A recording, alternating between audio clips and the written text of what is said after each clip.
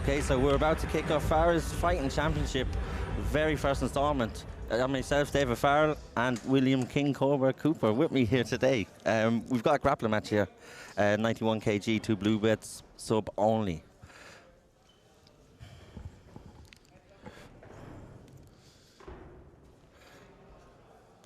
So obviously, straight in with the collar toes, the two lads grappling away, looking for the head position. Kelvin already looking for the duck under straight away soon, and the arm, off the arm drag. Keeping his hips high here now. ideally I would presume you'd want to keep it in the centre with the cage. Was the cage impede you as a grappler? The cage could impede you, like they don't want you breaking your opponent's posture off the cage, so they're more than like, well, before they would move you back into the centre of the cage. Lovely guillotine attempt here by Mills. Apologies. I can't see from our angle, is that tight? Ah, well, he's square here, so he just wants to get to the same side, and that alleviates any pressure on the neck here. And it's over. And it's over. I stood mistaken. Just fair play for Kelvin. Kelvin's been out a whole long time. He's been training very hard for this, and he told me just to the build-up of this that he was actually anticipating a K1 fight, which is a big difference when you're talking. A massive difference. A massive difference, you know. So very first one underway, we had the sub, and we're going to be starting off. There's going to be 3 more grappling matches.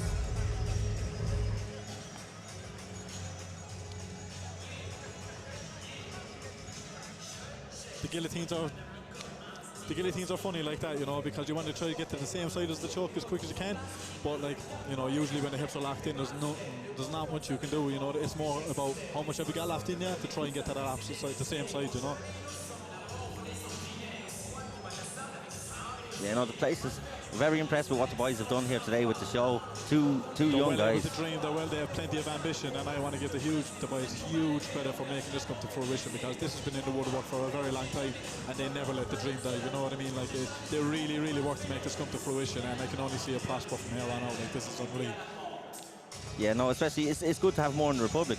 As everyone knows, there's not many in the Republic, and especially for guys down this side of the country, man, you have to travel. There's a whole lot of bargaining, a whole lot of politics to try to get shows down here. Like, you know, we have huge traditional Thai boxing shows down here, the odd boxing show, you know, but when it comes to the MMA, like, you have to give credit now as well to Liam Griffin, you know, a huge pioneer of trying to get the shows down here and trying to get it off on their own initiative.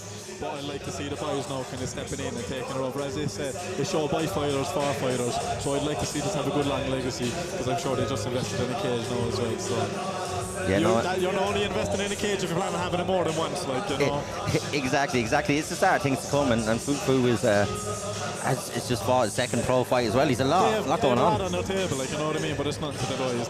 That's what keeps them going, you know what I mean. But they're dreamers, and you know what I mean, and they're well able to chase it. Like, you know, I love to see it. As I said, this has been in the talks for so long. I'm only thrilled to see it come to fruition, and I really want them to succeed with it.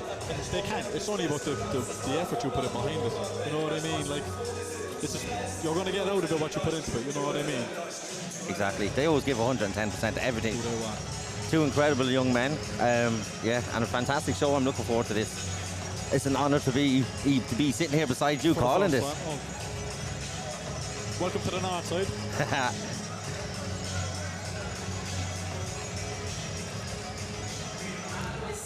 I like there's a nice big long entrance for the walkout as well for fighters who might relish the walkout. I was reading the card backwards. I didn't know what I was going on. I thought we were starting there, but sure, it makes sense to build up to the purple and the brown belt. I was reading it backwards. I was reading in Arabic.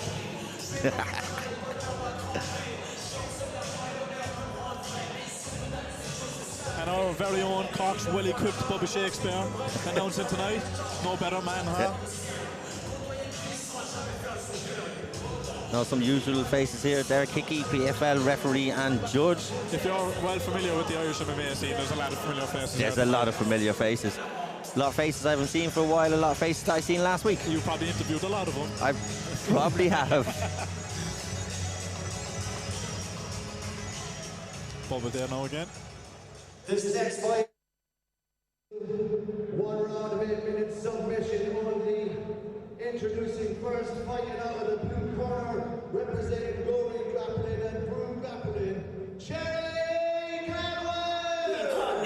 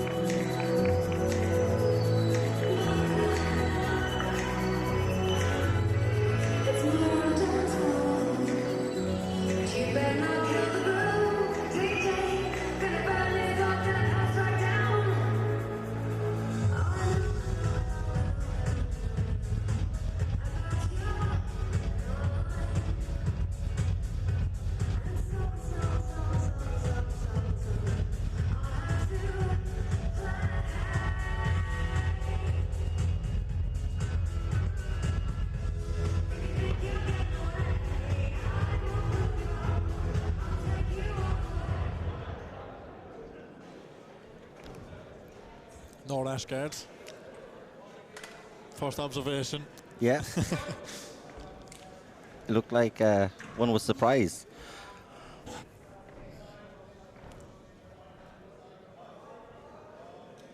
This is what I was talking about earlier about grappling in a cage. Like, you know, it allows you to wall work, use the cage to your advantage if you're able. Like, it adds a whole other dynamic to the actual just basic BJJ or basic jiu-jitsu. You know what I mean? Like, it's a whole other dimension. Like, Yeah, because usually it's just a flat surface. You've not as much room as you. yeah, but even if you're trying for, like, you know, blast doubles now and stuff like that, like, you know, you're getting knocked out of the mats and, you know, you have to restart, and it keeps killing the momentum here now, you know what I mean? Like, we've been here now for the last 10, 15 seconds, like, you know, just working. But it adds another interesting, like, spectator value too, you know what I mean? Now, of course, it's an MMA card, but we're going to see plenty of cage work now tonight, like, you know. Yeah, no, and as a BJJ practitioner, like, coming to grapple in the cage is something different. Is it something exciting that someone would look forward to? 110%. 110%. Because usually when you're grappling, you're either training for mixed martial arts in the first place or something like that. So it's nice to even get a taste of what it's like getting in the cage and, you know, feeling the cage scrape off the back here, you know, small stuff like that. Like, you know, using the cage to your advantage. And again, like, when you're on the mats, it's not a confined space, so it does kill momentum, but, you know, it just feels open. When you're in there and the cage door closes, there's a whole lot of psychology that's at play there too, like, you know. It can be intimidating for people like that haven't stepped in there before. And then obviously with BJJ, you've got loads of different matches going on at one time, whereas here you've got the crowd looking all at you. Yeah, all eyes on you, exactly. Off the cage here now. It's tiring too. Cage work is tiring, you know, offensively and defensively. There's a lot going on, and any small mistakes can lead to the takedown. And that's all you're looking for, is that one little mistake. For the trip there now as well, that was very nice. You see, when you're talking about the clinch here now, like, you're looking for inside position, you know, and who's dominating the inside position here? You would think it's with the overhand, but who do we have in the black shorts here? I believe you have Neo here with his head on the chin. That's inside position, like, you know, and that's very dominant, and that's something you want to kind of sort out. So with his left hand, I'd like to see him, especially up against the cage here, like, head position is very dominant, because anyone who's controlling inside space inside the clinch, they're winning the clinch. Yeah, that's one thing I know from MMA shows, is coaches shouting head position, head position, head position. There's something to it.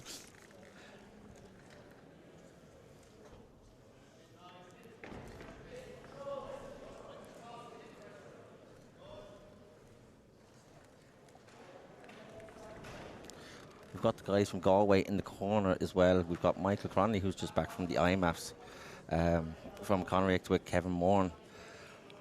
A lot of experience in the corner, so. Yeah. Michael Connolly, one of the top lightweights in the country in MMA, so not a bad person to have in your corner. No way, no way.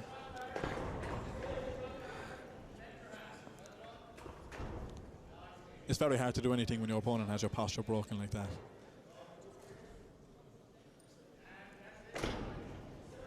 So usually when they're getting the collar ties, the two of them are just fighting for head position, you know, because that's the fight there. That's the fight within that position, you know what I mean? And that's why you see them just kind of like, it looks like they're headbutting each other, just going head to head like two bulls, but you know, that is the fight before the initiation of, you know, they get onto the floor or whatever. Like, that's the first fight you want to win.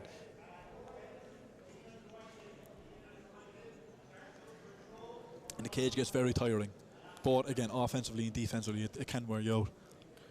I don't think people at home realise that in MMA or in grappling, that like the wrestling, the energy that you exert from defensively and offensively is a lot. It doesn't look like much looking at it, but you know yourself. It really doesn't, but there's so much, like, imagine the tension, you know what I mean?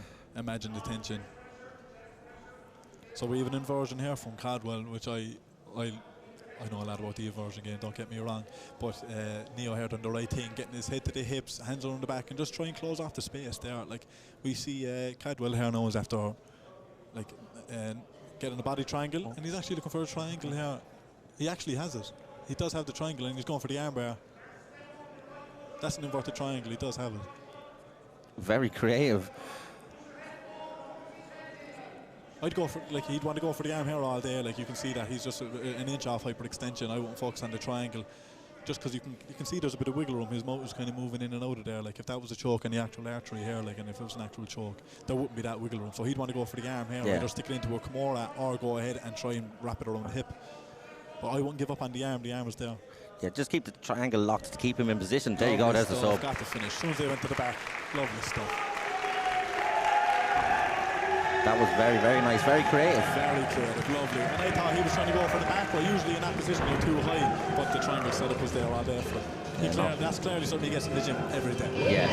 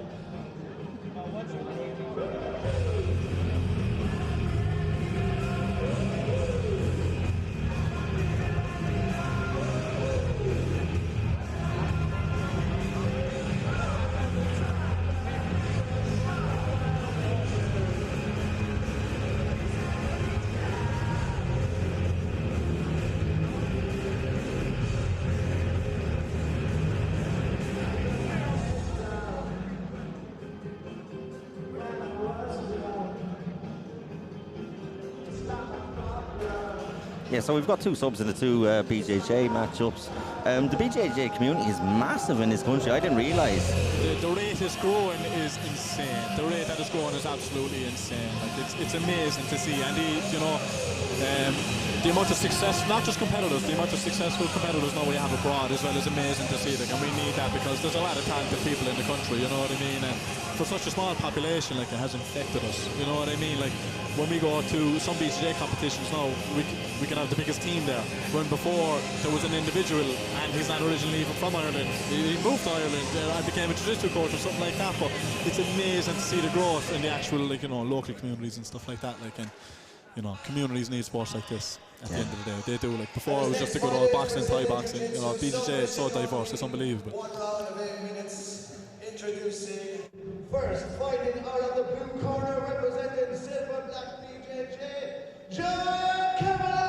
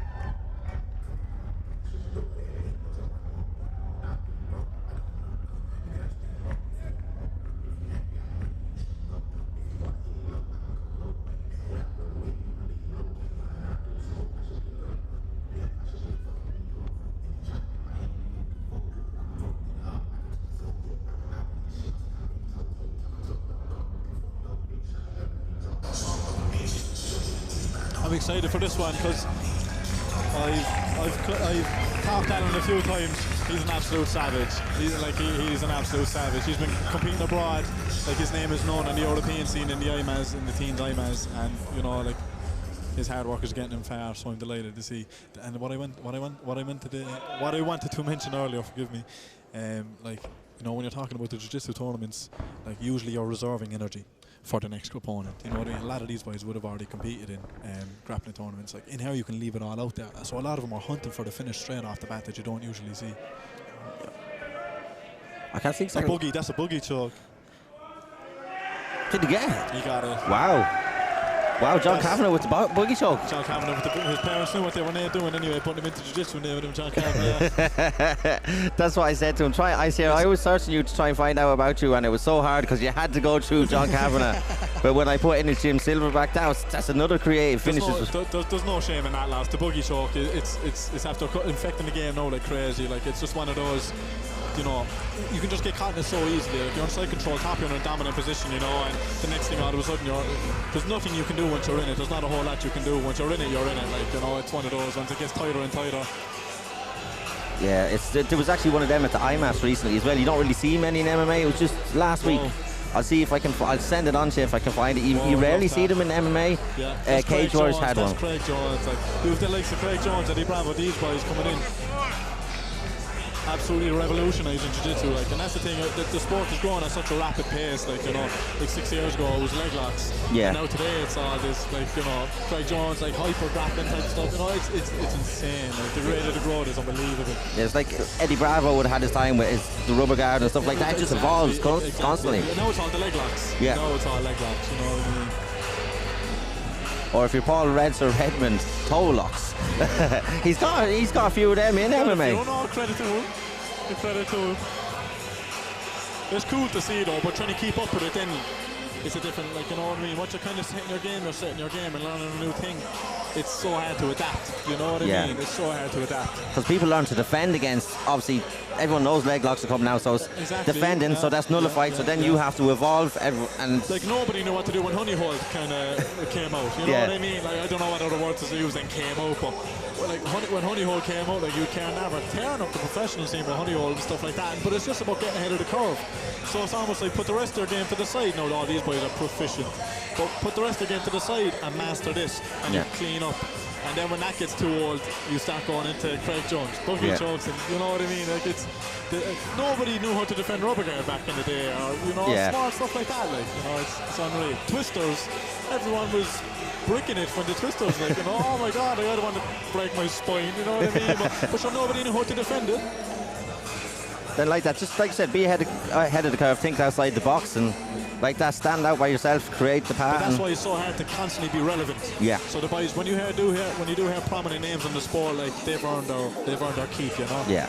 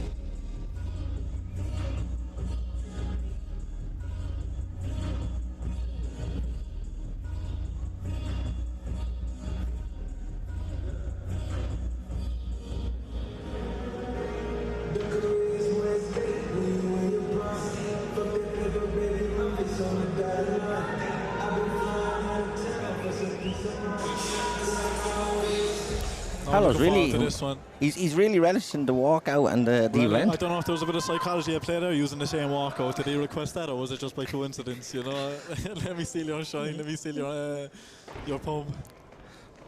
But he seemed to enjoy the walkout because fighters love picking their songs for MMA. It's a great walkout too, isn't it? Yeah. There's actually something to walk out.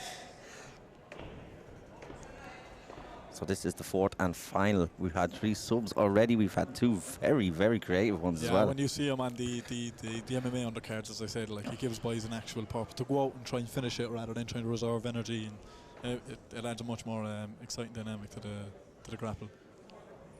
Collar tie here now, like, you know, usually Thai boxing you can't leave anyone get a collar tie and you're working your way back in here, but there's a lot more going on than just that, like, you know, and hips back, like. As soon as you get the collar tie, usually you're fighting to get inside, like, but his two on one, like, there's nothing he can really do here, like. This is very aggressive here. Momentum based, really, yeah. You can see him trying to swing the 2-on-1 and maybe trying to get a trip off it or something, or get his opponent to expose his back. You can kind of tell what he's doing. Anytime he exchanges a collar tie, he goes for a 2-on-1, and it kind of nullifies what's going on there, like, you know. A lot of shoulder movement from him.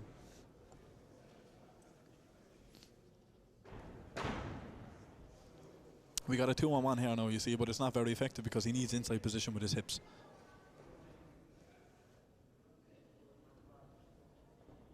So when he gets a 2-on-1 here now, well, especially if it was MMA, you want to get your hips in and get maybe a few strikes in, but he's just getting backed up to the cage with it.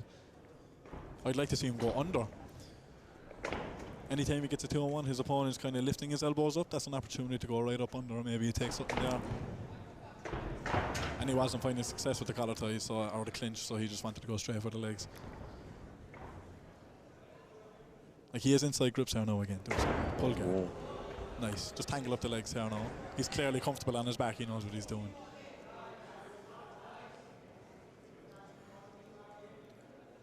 I can't exactly see. There's a bit of a frame on the left knee. Yeah, there must be some sort of a guillotine. It looked like he was going for it. Oh, He head slipped slipped out. There we go. If only we saw that for Looney earlier. That's the difference there. Usually it's the head position. So he can just take his time here, control the inside space, and maybe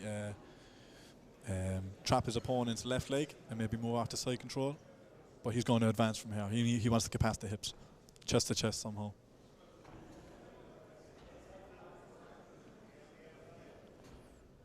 Yeah, because if Cassidy starts working on his hips and then Paolo's leaving himself vulnerable then for... That's it, exactly. But it's going to be hard to do because the guy on bottom keeps pushing his head off the centre line. And again, that's kind of the initial fight there. Like you get immense control when you're putting your forehead, let's say, into your opponent's solar plexus. And that's where you get the strength to kind of move your hips off to the side and get side control for yourself. But the goal here now, once they've initiated contact, is to get chest to chest and past the hips. Then you're past the guard.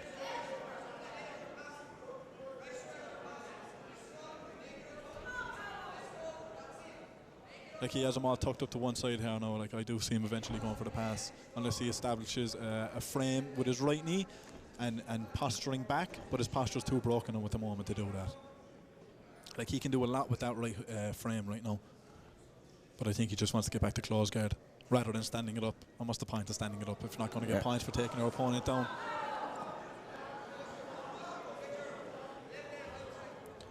So we want to see Gusati go for posture here and not just accept the triangle. Like, he doesn't want to get complacent. There we go. Oh. Like, as soon as you feel a triangle coming on, you want to look up, you want to find that posture. And you want to get out of there. That's it. Like, that's the only way with this posture. You can't get complacent and say, like, you know, kind of inch up, inch up. Great performance from the lads. Yeah. Lovely stuff. Adam Mills came over to me just before this and said they were 3-0 when they were hoping to go 4-0. I reckon they're all mates, so it looks like they've gone all 4-0. So the 4 horsemen of the BJJ competition tonight. That's what I got to name them from now on. So yeah, it's been fantastic, the BJJ. So we'll be back with you with the MMA card shortly.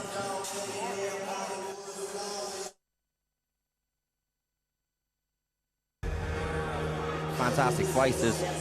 AJ Whitehouse versus Shields is something I'm looking forward to as well. AJ Whitehouse is two phenomenal prospects. Yeah, he's Irish champ twice, I believe, an international champ at junior level, And Shields is someone who's just burst onto the scene recently.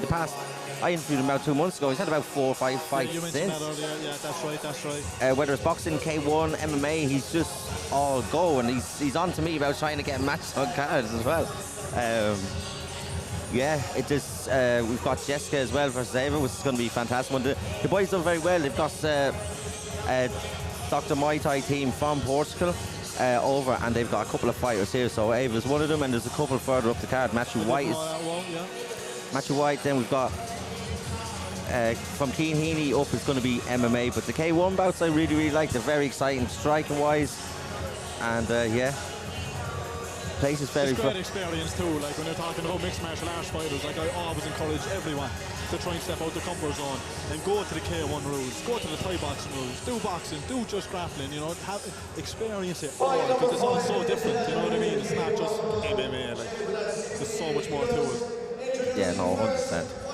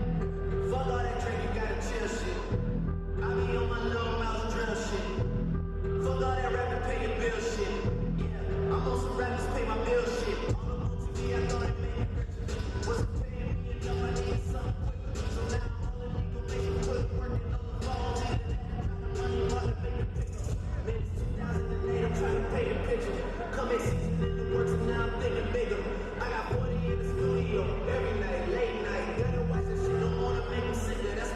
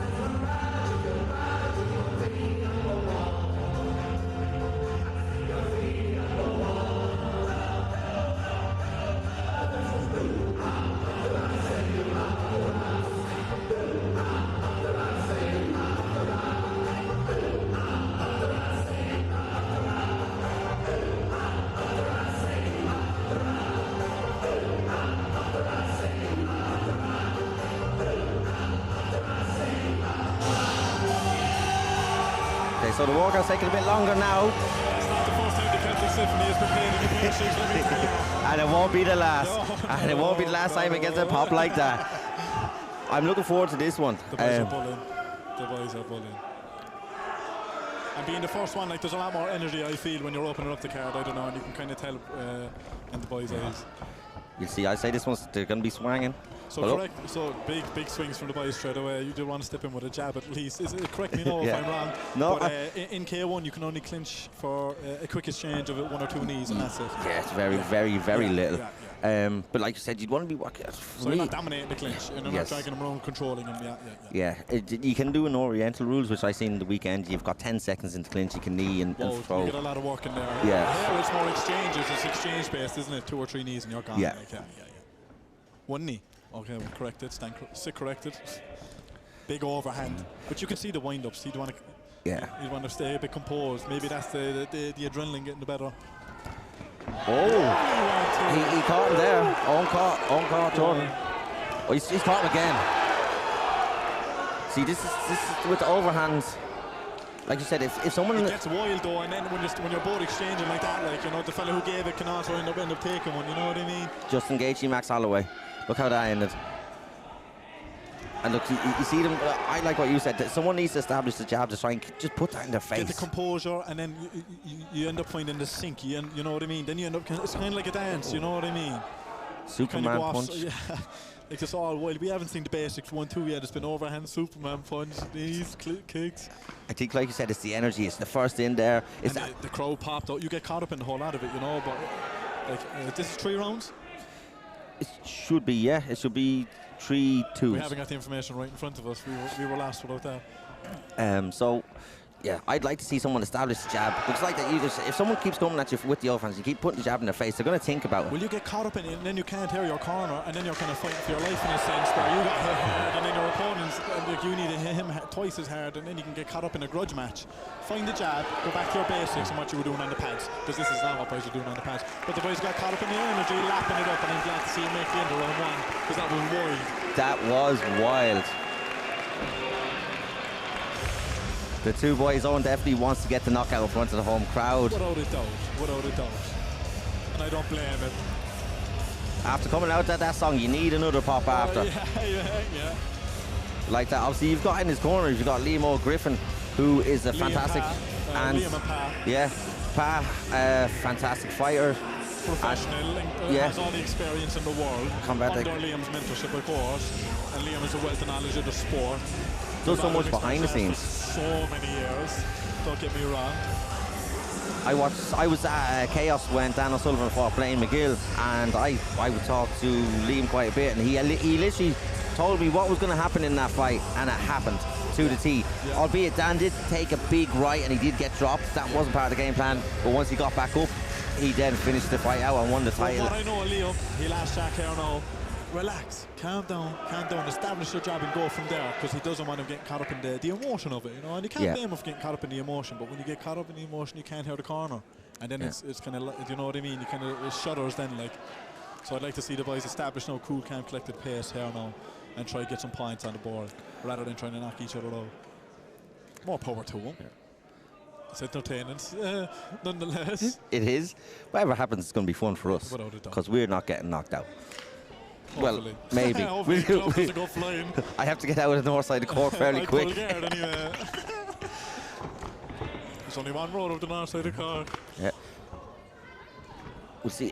These lovely pressure, and you want to keep his chin down. What an overhand. He's able to find them, isn't he? Yeah, oh, now he's getting caught as well. This is rock 'em, sock 'em, rope us right here. It is. And it looked like they were starting a bit calmer for a second. Yeah, it did. You kind of pressure them up against the cage, but what can you do when you're getting pressured and there's nothing you can do about it? You need to throw something wild. Yeah.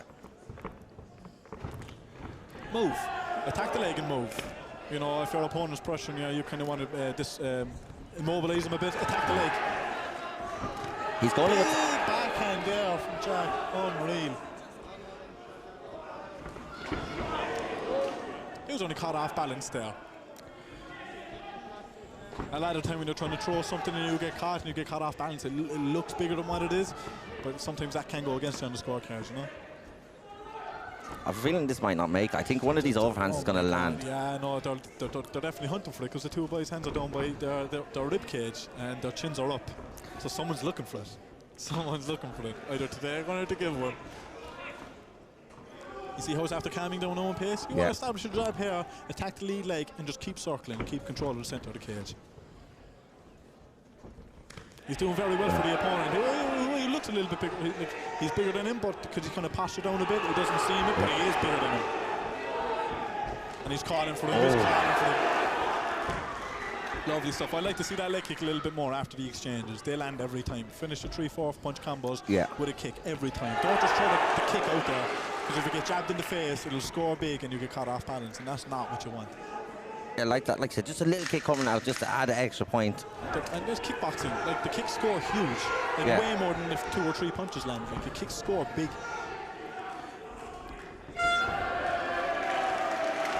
Lovely sportsmanship.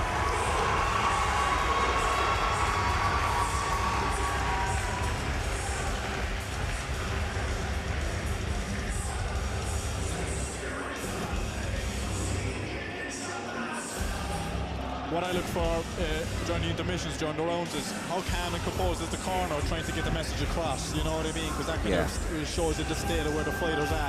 If they're not listening, if they're emotional, you know what I mean? If they're a bit panicky, anything like that. But, you know, the two corners seem cool, calm, collected, and you feed off that energy too. Like, that minute is big in there, like, you know? That can change the whole head of a fight. The whole course of a fight. Sometimes you see corners there and they're trying to shake the information into their fighter, you know? And that can either mean they're antsy, nervous, or just not listening, you know. Liam's cool, can't compose. They look like they're having a grand chill conversation, you know. Over here we're a little bit more animated. So that sort of shows urgency to me. Yeah. Jordan's one fight in MMA, he did win by TKO, so he has got power. Yeah. You can tell. They both have power. Like he's bigger than the opponent, but he just doesn't see me because he's postured down a little bit, you know. In the middle we have Derek Hickey from PFL, has come back to the regional scene. Well established. Love Derek Hickey, love his story, love what he's achieved for himself. What a story, what a man. And all credit to him, he deserves every opportunity that's coming his way, he's worked hard for it. Yeah. Established jabs here now and finish combinations with kicks. The kicks will score huge on the scorecards going in, like we're in the third here now, I assume it's the last round. Yeah. Because it's kind of even so far in my opinion. I don't know how to score the first, they were going wild. The second one, the punches were just landing. There was so many landing at one time. I don't know who was landing and what was landing, but they were both landing heavy. But thank God we're not judges tonight. Yeah. Enough people hate me. We're in the same boat there, boy. Big overhand again. They're lovely. Like they look like they're backhands, but there's a swing in them. They are heavy as well. Owen's shots are very heavy. That's what I want to see. But just 1, 2, and a kick. Just throw them off what you're going to be putting out there, you know. And teeps, push kicks. I'd like to see them utilise that a bit more. See, especially when Owen's coming in with the overhand. Teep. Yeah, that's just like with the jab. If you see, you know what I mean. Someone's throwing something. Throw the jab out there, knocks them off balance. You can circle back, taking control of the centre of the cage. It breaks the rhythm up entirely. Because like if you're getting jabbed, that's a big score now. That's flush. Like this is. And it turns into a broad again up against the cage, you know. Like I said, either the teep or the jab, that just stops Owen coming with that overhand. That's the direct momentum, you know, and you're nipping something in the bud there every time. I'd like to see Owen take control of the centre of the cage, establish it by getting in there with the jab. Maybe even go to the body with a few of those backhands instead, you know, tire him out of it. Nice little exchange there. Everything he's throwing is to the head. Like if he wants to slow his opponent down a bit because he's setting the pace, hit the body, attack the leg, slow him down, and then he's easy pickings for your overhands, which you are landing. Yeah, because if you show him something different and you go to the body, he's going to start dropping the hands more. He's going to the centre of the cage, as you said, threw knee up the middle there, is that even allowed? Oh, the gum shield came out, Holmes Master. The two boys are loving the energy at the end, look at that. They're meant to be in there anyway. That's a great way to start to strike him. If the song wasn't enough. If the song wasn't enough. fast-paced. Interesting to see. Like I said, I'm not going to give a prediction because I don't know. So we'll let someone else. I wouldn't give a prediction on the result, but I just want to give a big shout out to Owen. Owen's or Jack. Jack is a product of the Train Alta system. And I'm not too sure how many fights he's had since, but this is my second time seeing him fight, and I love seeing him mix it up, switch it up a bit, and becoming a more experienced martial artist. All credit to him and all the best, because I know he wants to pursue something. Owen, call him Jack Garner. Forgive me, Owen. We have no information in front of us here. We point the finger at someone else. Yes, yeah, Train Alta, obviously everyone knows Train Alta. It was actually on earlier before this show, but we're going to go and let the judges give you the scorecards. Like I said, I don't know who won this. Let us know at home who you think won.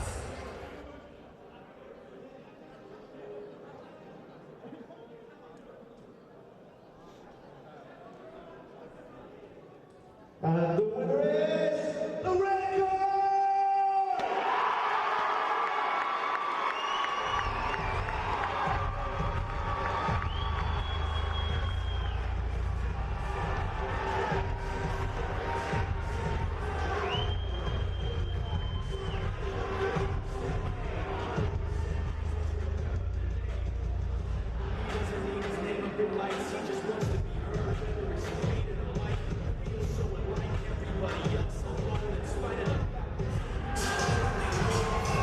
Yeah, so Owen got the victory, so he got the pop, he got the 2 pops, 1 for the song, 1 for the victory. I didn't know what way I would have had it, to be honest. Thank God I'm not judging tonight. A great performance from the boys, though, let it all in there. Did they what? They could have went an extra 2 rounds by the look of it. I wouldn't have minded that, to be honest, because not a whole. after the first, they did calm down a bit. For the extra 2 rounds. Also, Bua Fightwear are sponsoring tonight's fight of the night. Whoever gets fight tonight is going to get the 2 fighters will get 3 pair of gloves each. So is that right? Yeah. And so who are the gloves? the Bua Fightwear. It's an Irish brand. Another FFC. What? FFC. FFW. FFC. Yeah. So yeah, FFC, and then we've got Bua Fightwear like that. They're going to do the fight tonight. So I don't know who is going to pick the fight tonight, but I'm sure one will stand out. That might be a contender already, that one. I don't have a name myself for that anyway. No. That's definitely a contender. Next we're going to have Jessica and Ava.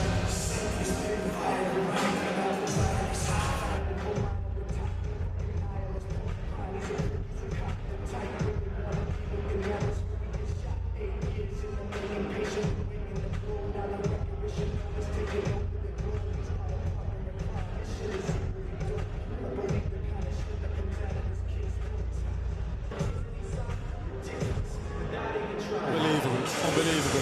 Yes. Well, it just says the kind of the respect and admiration the lads already have, even on literally a global scale, like, you know what I mean, and how they're well able to politic. Yeah. And like that, it's an expense in itself. Running a show is an expense, and the fact that they're able to pull this off for the first show is fantastic. There's no guarantees either, like fighters can get injured, anything can go wrong, the staff might not be able to show up, you know what I mean, like trying to get a show up and running takes a lot of experience, but they're probably getting a little bit of advice off Liam and Marlene already, I imagine, which they have plenty of experience in it as well, you know what I mean, but like the show is running so smoothly so far, and there's lovely food outside, I can smell it. I know, it smells like a decent munch. It smells like we'll be going out there if there is a break. But yeah, so the 2 girls have come with some Muay Thai and K1 action. Jessica's had... Is this K1 as well? This is K1 as well. Jessica's fought in bow, and Ava comes with 10 fights, 10 fight experience. So I've seen Jessica on the pads before, like she's vicious. She's vicious. She also fought on the nationals for the MMA to go through to the IMAFs, I believe, 2 years back.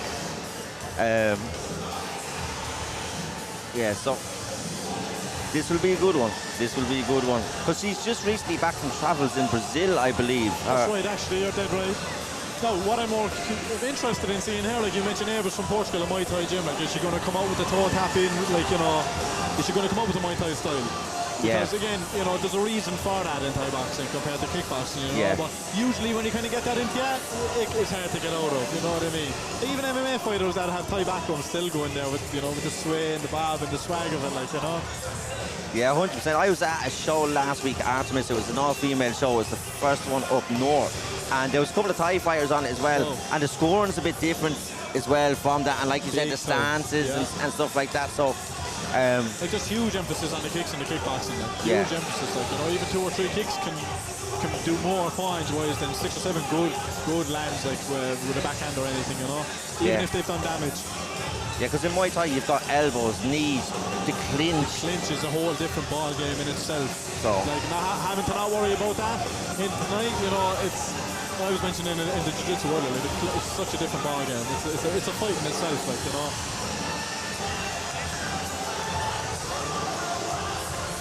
I like the walkout. There's a nice long walkout.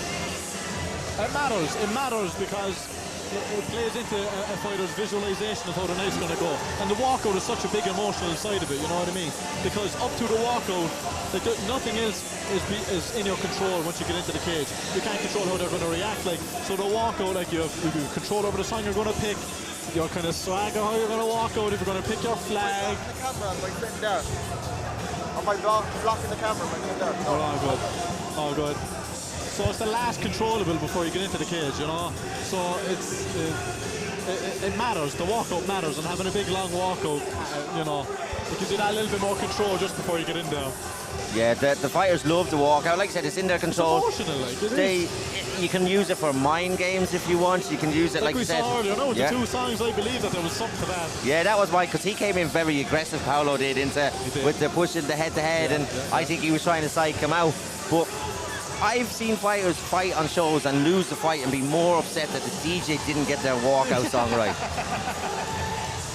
And that is not a lie. I won't mention who they were, but no, we're in the Piarsaigh. Don't get their songs wrong. Yeah, there will be uproar. Murder on the Dance Floor, as one of the songs was earlier, by Sophie Alex Baxter. That's a blast from the past now. You're as bad as me now for the names. Yeah. I just can't read. I just can't read. I need a coffee. It's a bit late enough for coffee, though, isn't it? It is a bit late. I have to travel back to Clare after, so. Yeah, it's only 2 hours. I got a lift down. Oh, you will do it. Backseat. So in case, backseat, bam, we'll be all right, fine. So I'll get you to bring me to 1 or 2 bars. He can hang around and bring me back when we're finished. There's one only behind here. Yeah, so the place is full here. It really is. I'm delighted with the turnout. And more than anything, like, again, I just want to commend the lads for really bringing it to fruition, because it's hard.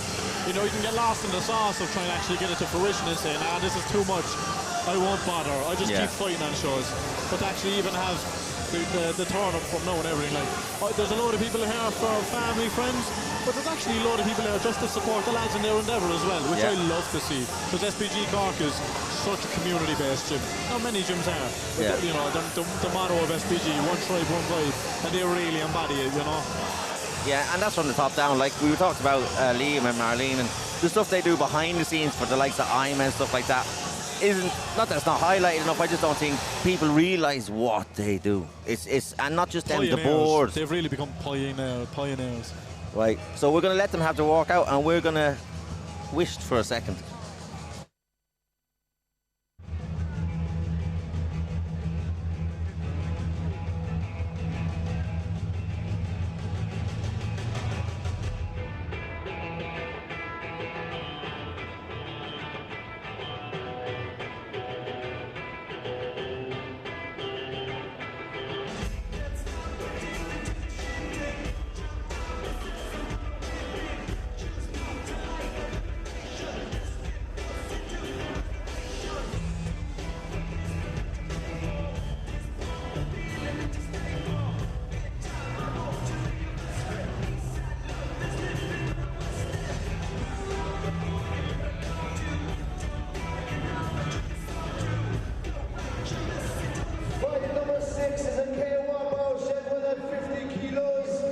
Introducing first, fighting out of the blue corner, representing Dr. Muay Thai Portugal, Eva Faustino!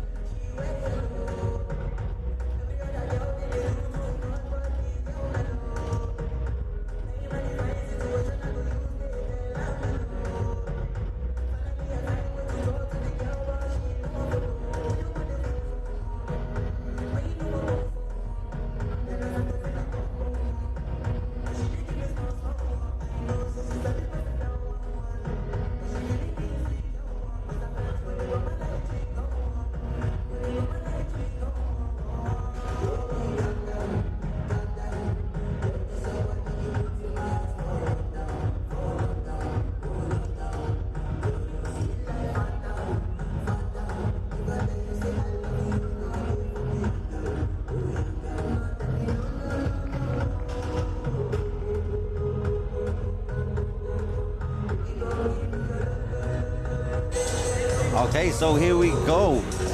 I'm looking forward to this one. That was all gum shields. It was all gum shields. It happens. These things happen. But I'm looking forward to this. I am excited for this. And it's like for someone to come over from another country into someone's hometown as well is kind of daunting. But she looked all business walking out. Without a doubt. But the whole trip, you have a whole lot of time to get your mind composed. Yeah. You know, in that sense. And you've it's work. It's business, as you said. and just Jessica's German, she's all about that blitzkrieg. Blitzkrieg. oh, she's goes straight in with a kick. Oh, she did another left. Oh, Blitzkrieg, he said it now. yeah. These guys aren't holding back. Oh, I like that little combo. That bouncy style from Jessica, like, is completely different to Ava's. Kind of more stationary, you know, take the damage. That's not what you want to go in against when you're facing Jessica. Nice exchange there, but Jessica's movement is beautiful, isn't it? oh, look, she's going in with those kicks, man. Like, she's a smaller vicious, fighter, she is vicious. but she is putting the pressure on, and her combo, she's going high and low and then throwing kicks at the end. It's her movement. It's all coming from her movement. She's catching the kicks. Like, she's not in the same place twice, Yeah. you know. A little bit confused on the rules there, maybe. Ava caught one as well. She did with the jab as well, interrupted her from maybe extending into a 3 or 4 punch combo. And she's doing a lot of work up against the cage, isn't she? Oh man, Jessica's going in. She's a workhorse. She's looking for the high kick to the head, and as she's landing a 2 or 3 shot combo. Lovely use of the teeth there, Yeah. but her back is still up against the cage. Even when Jessica fell, she didn't even bother to move away from the back of the cage. And that's going to be a detriment to her if she doesn't circle back into the centre of the cage. Yeah, because like, she shouldn't be content here. you'd want to be circling back out, getting in the middle, because she looks quite precise with her striking when she is getting it off, but she's just letting Jessica overwhelm her. Exactly, and she was out the back door there, but she never made the left turn into the centre of the cage, and she's not going to establish dominance, and that's where your offense is going to start if you don't circle back into the centre of the cage, you know. Yeah. Double jab. They both land the jab there. Like, she's going to want to get out from the back of the cage because she's not going to be able to declare any offense if she just kind of accepts. Yeah. Because like that, Jessica's throwing punches and bunches. She's going in with combos. She's not going in 1-2. I kind of get feeling safe having her back to the cage, you know, but no, she's going to need to establish dominance. Like. And we'll see how that adjusts for the second round. But a good first round here. A good first round. She's well able to take the damage there clearly, but that's the Muay Thai influence. Jessica only took 1 or 2. It was more the push that done the damage than anything, and the interruption from the jab. But what I'd like to see in the second round from Ava is established dominance. Centre of the cage, take control of the cage. And I think that might happen because Muay Thai is a slower pace, and it usually ramps up as you go through. You can really see it too. So I think that might happen. I think in the second and third round, you'll see her aggression get more aggressive. Yeah, you should get more aggressive as it goes on, because that's the way, if you watch Muay Thai, that's the way it kind of goes. Yeah. But that's usually when you're giving and taking. But Jessica's not taking. She's giving it and moving, and she's there 1 minute, she's gone the next. Like, she's in and out. MMA influence in her, like, big time. You know what I mean? Like, and her bouncing, she's bouncing back and forth. Her head, she's not keeping her head on the centre line. She's bouncing back and forth. She's going 2 up head, 2 body, or 2 head, 2 body, and then she's throwing kicks as well. In the Muay Thai, there's always someone there in front of you to hit. Because you're just exchanging, they're going nowhere, and you can really see the influence in her style there. And that, she's just kind of sitting, taking, back to the cage. That's going to have to change. But, you know, that's rounds and rounds of pads. Like, you can't just kind of knock that out of yourself in 1 round. It's muscle movement, muscle memory. Yeah, exactly. But what I like with Jessica is she's actually leading with the head kick. And as she's landing to the body, then landing to the head and getting back out. Exactly, yeah, exactly. I'd like to see more kicks from her though, even though she's landing phenomenal punches. I'd like to see her finish combos again. Some clean kicks to the body, because that's what will score on the card again. So we'll see, is there any adjustments made from Ava? Straight off the bat, it looks like it, yeah. Straight would start with the jab, and her teeps are naturally up to Jessica's chin high when she throws them up. But Jessica is... Two teeps to the chin, like, but she's after eating it. But that's the MMA open guard influence that I see there then. You know, like, you can see Jessica, like, you can see directly up the middle with Jessica, whereas Ava might have the chin down and the hands bobbing, like that teep isn't there for Jessica on the opposite side, you know. Maybe a bit of a wardrobe malfunction. No clarification there. She's going to want a bit of urgency to get up. That's 3 now to the chin. That's it. You can only take so many of them. You can. It's a style flaw. You know, it's a style versus style match up here. That's what's making the fight. Yeah. You know?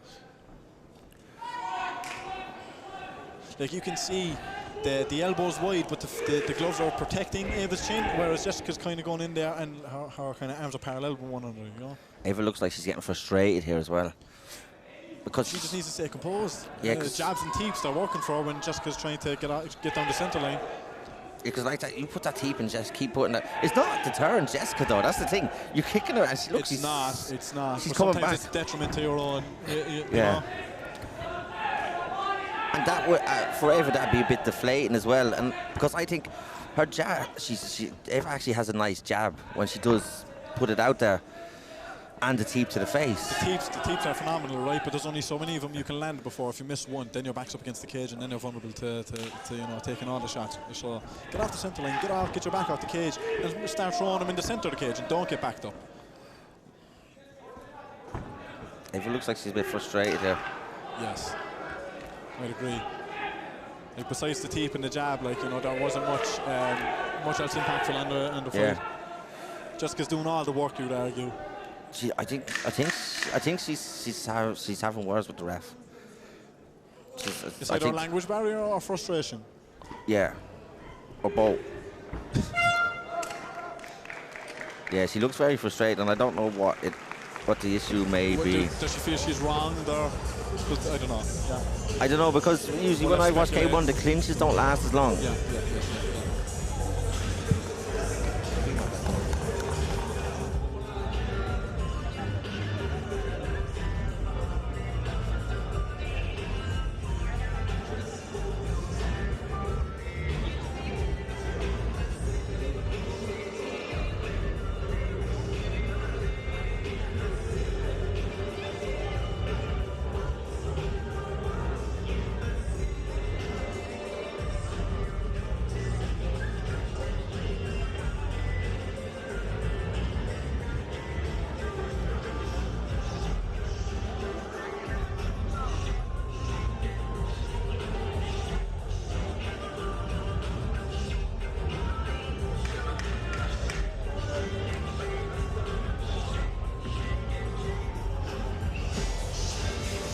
So yeah, probably a bit of clinch confusion there or something that you believe, Yeah, we're just trying to figure out. Ava looks frustrated and we don't know if well, there's a lot of contingencies compared to Thai boxing when you're talking about the clinch, like it's a whole different. Yeah, which I think she comes in with 10 K1 fights, like, because Derek Hickey was over there, so yeah, she's... Yeah, you're dead right about the clinch. Yeah. Maybe she threw too many, or she's taking too much time in the clinch, or... It must be Christmas, because for me, being right is a Christmas miracle for once. And never right. Right, so let's see how this goes. Like, I'd love to know what her corner's telling her, and like what they want to find her succeeding with, because my personal opinion, and I believe it's just basics. Take control of the centre of the cage and establish your jab. Like, she's just trying to back her off whenever she's aggressing. Yeah. And it's a teep, and then your back's against the cage, and she's remained on the wall then for the rest of that round in question. And what she's doing is when she's actually pushing back off her own teep and pushing herself back into the cage. Yes, yeah, dead right, actually, great observation. So it's not as if Jessica is pressing her, but when she's using the teep to try and get Jessica off her, she's actually pushing herself back into the cage, which is... And there's only so few dynamics to score in K1, like aggression and cage control, or, you know, ring control is going to be one. Yes.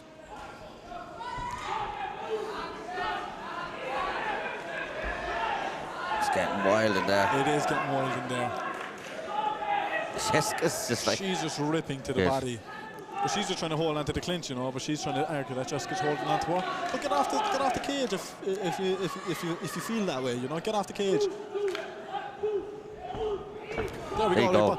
It's jabs and teeps. Yeah. Like, you're having success with that. Oh, that was a vicious knee. We got a good angle of it. Just take your frustrations out through your strikes. There you go, exactly. Don't look at the ref. I'd love to know what the corner is saying. Yeah, see, look at that. She pushed her, but then she's backing up. Like, push her back. Jessica's coming back. Put that teep in her face. It's like 2 steps forward, 3 steps back. You know. Yeah. And there, she almost got a double leg on her there, the way she was leaning up against the cage. Right, so the last 10 seconds. The teeps have been phenomenal in this fight, though. See, look how she's finishing. The inside leg kick, that was lovely. Like, where was that? Where was that? maybe that's just familiarity. It seems to be a lot of tension here. Yeah. The coaches,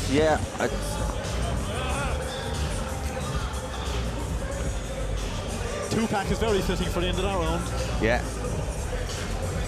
It looked very tense. There was no kind of touch of glove for respect. No, it was. Maybe at the end of it, because Jessica's very game on, switched on, switched off.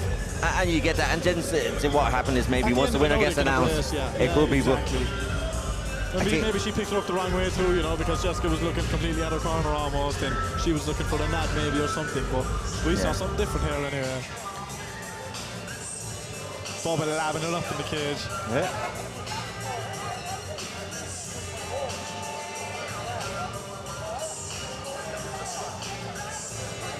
And I thought she was going over to embrace. What? I thought she was going over to the other corner, but she went with Derek in the centre. That was entertaining. That was very entertaining. A lot went on in that. A lot went on. A lot I didn't understand either, but sure what's new. You and me both, but. Unanimous decision by another red corner, Jess Freeman!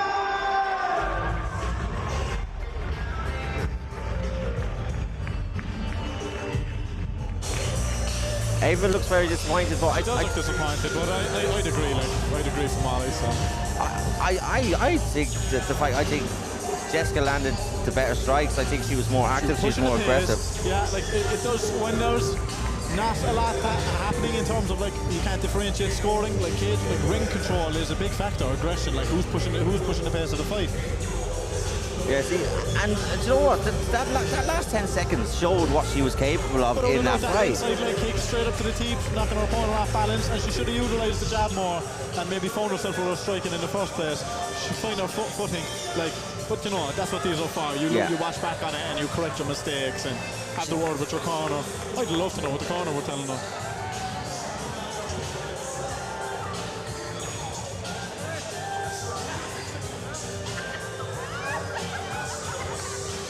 A bit of California love up in the Piarsaigh. So this is one of the fights I'm looking forward to. I mentioned it earlier. You've got AJ Whitehouse versus. I cannot wait for this. This is K1 as well. I actually would like to see Joa. Depending on how this fight goes, if it's a close fight, so I will try and match them again in MMA somewhere. Yeah, without a doubt. And then we'll go do BJJ somewhere for the trilogy. Yeah. It's always nice to see two young prospects, kind of cross paths like that. And it should happen too, you know what I mean? They shouldn't shy away from it. And the two lads definitely wouldn't shy away from it, no way. Because with the experience that they both have, it's great to be getting in there with each other. And actually, at the end of the day, they're both two Irishmen. Yeah, learning off each other. Having each other, through competition, leveling up together. Because when they're older, they're going to be in support of each other's corners when they're all fighting abroad or doing this, that, or the other, and that's what you love to see.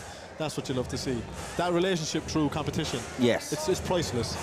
People outside combat sports, that's why I do interviews, and I want people to see the people behind the fighters, because people see 15 minutes, 9 minutes, whatever it is. It takes a village. And it's it's not even 2 months camp, it's a lifetime of work, and people can't understand after how people become friends. I say that's just true respect, because people could become friends through some serious tension. Yeah. And then when you get past it, you know what I mean, it could be a proper budding relationship, the friendships that you get from doing combat sports and tough sports like this, you'd almost compare it to boys in the army, going through hardship like that, you know what I mean? It's a completely different kind of relationship. They're priceless relationships. Yeah. People go to me that know that I do the interest are just I think it's mad, and I say no, they both know what they've had to do to get there. Yourself, unfortunately one person has to lose. Both people have put everything into this. But yeah, it's and just you see what people do behind the scenes, and then if they lose, or when they win, you win, or when they lose, it affects you too. You know what I mean? Even small emotional moments like that, you don't have in an everyday friendship. In your 9 to 5 kind of friendship. You know what I'm coming from. These two boys, I'm going to say this now, and I hope I'm going to be right, but I reckon these two boys are going to be at IMAS and they're going to be teammates together in the next couple of years. 100%. I don't doubt it. And they'll be training with each other. And like Kevin Walsh and Ben Matton were opponents before the IMAS last year, and then they were they were both on the team and training each other for their opponents. And like I said, you want to be the best in the world. train together in Ireland. Exactly. You know? Like that. Now that Team Ireland has really become prominent, and it's a thing that they're going abroad. It's like, you know, it's not just is this gym going to the IMAFs? We'll see you over there. There's dedicated Team Ireland sessions. You're training together. You might have to fight each other for a spot. So as much as there's rivalry, there is camaraderie, and there is that respect. Like, you've earned your place when you get over there. And like raising the tricolour, walking abroad, or holding the tricolour, like, is a whole different, like, you know, a whole different experience altogether. Yeah, because the IMAS, for people who might not be familiar, it would be kind of our Olympics for MMA. Well, 100%. 100%. I'd always say, though, Jiu-Jitsu is an Olympic sport. What? Jiu-Jitsu is an Olympic sport. 100%. Yeah. No, it is. Yeah. It's not in the Olympics. Oh, yeah, but it is an Olympic sport. Like, it is, at the end of the day. See, they put karate in at the last one, and then someone got sparked out, and I think that'll be the end of the karate. And karate is more... Jiu-Jitsu is the gentle art. You can go 100% and still Says the walk lads over in their neck braces and knee braces. Dave, do jiu-jitsu. No. You heard it here first. Jiu-Jitsu is an Olympic sport. The combat jiu-jitsu. No, I don't think so. I don't think so. The big red cheek with your gold medal around. Yeah. No, but the two boys are two aspiring, huge prospects, a whole lot of ambition between the two of them. And I just want to acknowledge AJ Whitehouse coming off a very serious injury. He was out for a good couple of months, and this is like his road back now. Introducing first, fighting from the blue GHQ, Brendan Shea.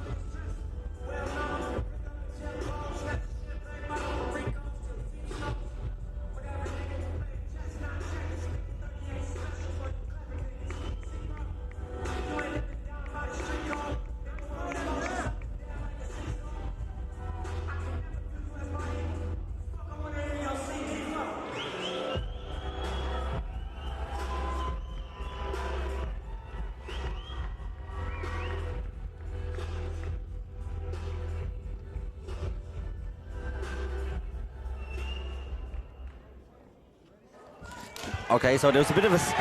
Brandon was staring AJ down as he walked out. Brandon's got that kind of brash attitude about him, and he started off well here. AJ, someone I really... Exchange. The boys are technical straight Yeah. off the bat. It's like this- Phenomenal. I just want to mention the walkout song there from AJ. Exceptional choice.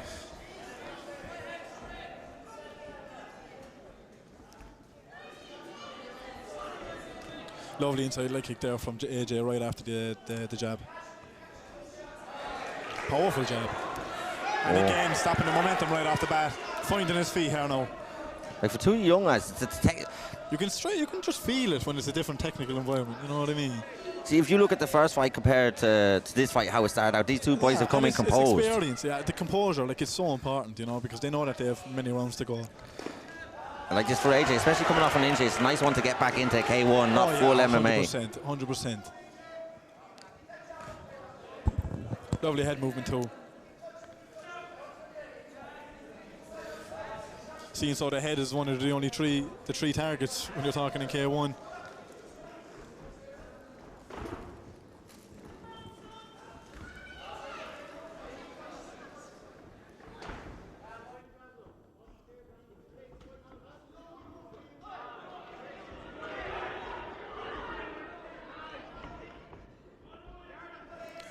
That jab is landing there for AJ, but you see the difference I find here now is the head movement more than anything. AJ's constantly keeping his head movement, and when he's landing one kicks, he's throwing two and finishing his combinations with kicks, you know, and it's really important. And again, that jab is landing for AJ all day. It's very powerful because of how rangy he is.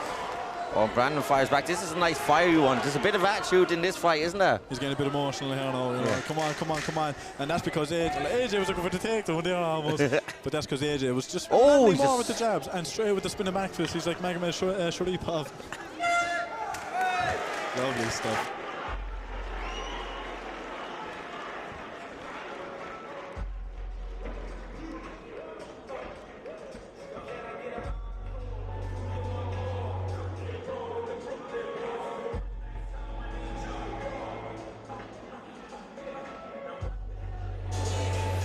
Yeah, I'm really enjoying this one. Two boys came in technical, and like I said, AJ caught Brandon once or twice. Brandon got a bit emotional, and but he was talking when AJ missed the kick. He put up the "Where did that go?" sign. Yeah. So what it is. But AJ wasn't feeding into it. Yeah. He wasn't feeding into it. And at the very end, like that's the MMA, you know, wanting to see like AJ got the inside scoop on him. I'd love to see where that could have went. Yeah. It looked like he was just going to pick him up and... Yeah, his instincts kicked in. Yeah. It was a nice catch though. What I love is AJ is finding his jab, which, you know, it's very important to establish in a fight, number one. Even in the chaos at the start of the fight, like he's taking control of the centre of the cage and head movement. What I think is a big difference here now between the two of them, has been head movement. Yeah. Like it's one of the three targets. Keep it moving. Okay, so we're going to go with round two here. Okay, here we go again. Oh, AJ straight in. Lovely start, taking control of the centre of the cage. Like AJ knows how important that is. Inside leg kick is landing there for AJ all day. Oh, that jab. See that jab? That jab is there all day. See, it's so stiff. See, because Brandon's got a good 1-2 combo with the right hand overhand. But if AJ keeps sticking that in his face, he's gonna he stopped using it now. Like. Yes. So now it's like, right, the I back go. kick isn't going to work unless AJ is circling off to that side, which he's not because he has control of the centre of the cage. See, nice 1-2 from AJ there. Is going to, because nice high guard from AJ. Shield doesn't want AJ's backhand to land, so he's going to circle off to AJ's left-hand side, and that's where AJ can throw spinning back kicks, because he has control of the centre of the cage. Oh, that was a nice deep to the face. It was, but his head is still moving, it hasn't veered him off. He can throw them all day, but he wants his opponent to circle off to the left-hand side. He wants, because that's where the power is going to come from in the kick. He wants him to circle off, don't just throw it out there. He wants to keep him in the cage here, and he knows that. All day. Inside leg kick, that inside leg kick, you know, it's lovely. So you like that, because it's kind of, you don't really see the wind-up on it either. No, you don't, he's just trying to throw it out there. Oh, I think he got nuts. I think Brandon got caught in the... Yeah, he got caught, or was it felt that there was something... I don't know, I think he got caught in the ground. I think that's why the referee... No, that's not. No, it's because it's K1. It looked like he got caught maybe in the groin, but maybe I was wrong. See, it looks like he nearly caught him in the groin now as well. Like I understand, like, you know, when the boys are throwing spinning back kicks, but the one thing I've really learned, like the emphasis when it's spinning back kick, throw heavy backhands, and then get your opponent to circle off to your jab side, and then meet them in the middle. He's up against the cage here. There's a lot of work being done here by AJ. He's covering up. Brandon was doing well to move about, and then he covered up. His hands were down there from what I saw.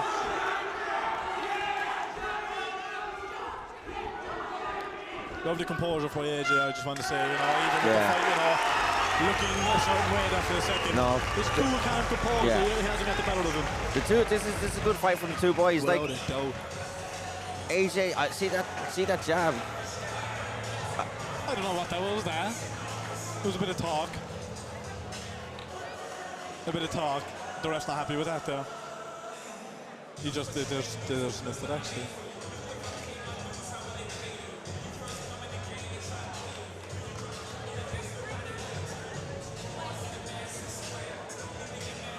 Do your thing. Yeah, so I'm looking forward to this round. Like that, AJ's got the nice jab, he's got some nice kicks as well. Brandon, that 1-2 was landing, and then, but like I said, once AJ puts the jab in the face, someone told me once before, an overhand will win you a fight, but a jab will take you around the world. If you can establish a heavy jab, and like that, they're not. I've seen people dropped with jabs, but what they're there to do is what you don't see. They're you know deterrent, what I mean? And that builds up. You're getting jabbed in the nose. It does build up, yeah. Like, and like your eyes are watering up. It's kind of getting harder to see, you know, and you don't know when they're going to land, so you're flinching. Like, it plays a big part. It looks like. That's why you start off learning with a 1-2, you know. Looks like AJ's ready to go. Looks like they're going to show respect, are they? Yeah, there you go. There we go, lads. It's all just. That's what it's about. That is what it's about. Oh, lovely overhand. Yeah. Oh, and big kick. That was nice. Enter the matrix style from Brandon. This is cage control. AJ's cage control. Like, I think it's kind of unknowing. Like, he's doing it automatically, you know. But taking control of the center of the cage, and he's dictating. He's being offensive the whole time. Superman punch. Like, he's had the Superman punch back foot the whole time. Like,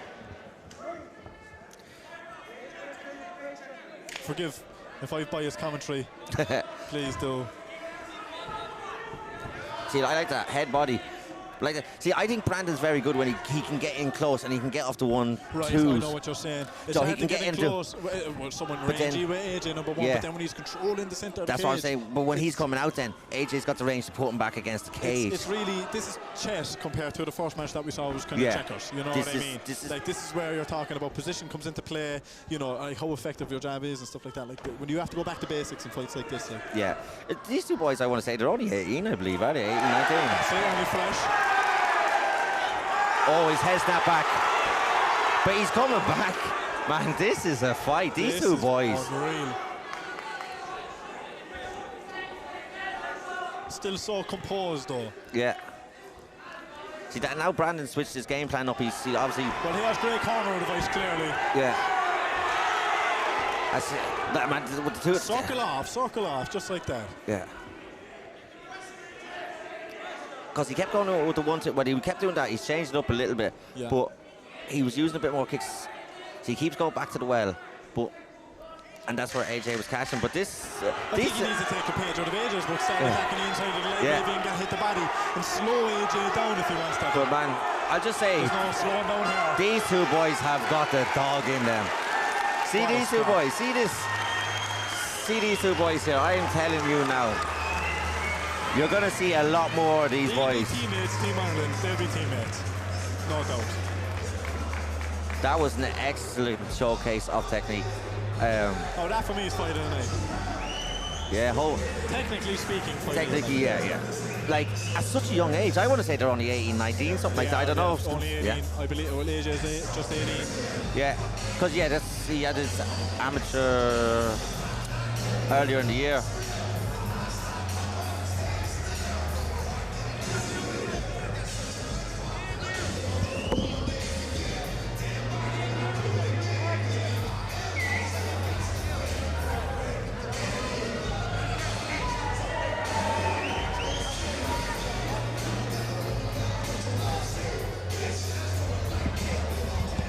We're back with an update. What? What did he say? Spill the beans, spill the beans. I think he wants to fight on the show that I'm matching, so I'll have to text the boss man when I get out of here. Stay active. Yeah. Fair play to him. And he wants to, him and Max Mahaffey have been going back and forth. He's another little animal as well. I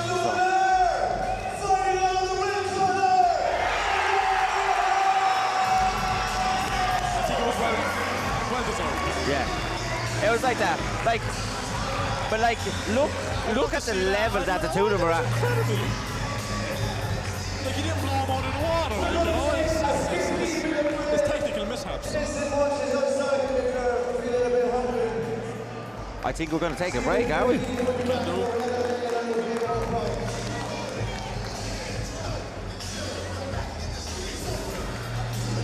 What do we do? Do we just gonna...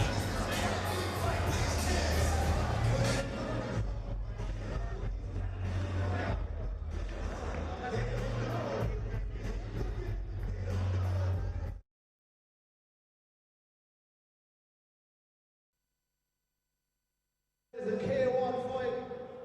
Gentlemen at 75 kilos, introducing first fight now, the blue corner representing Dr. Muay Thai Portugal, Daniel!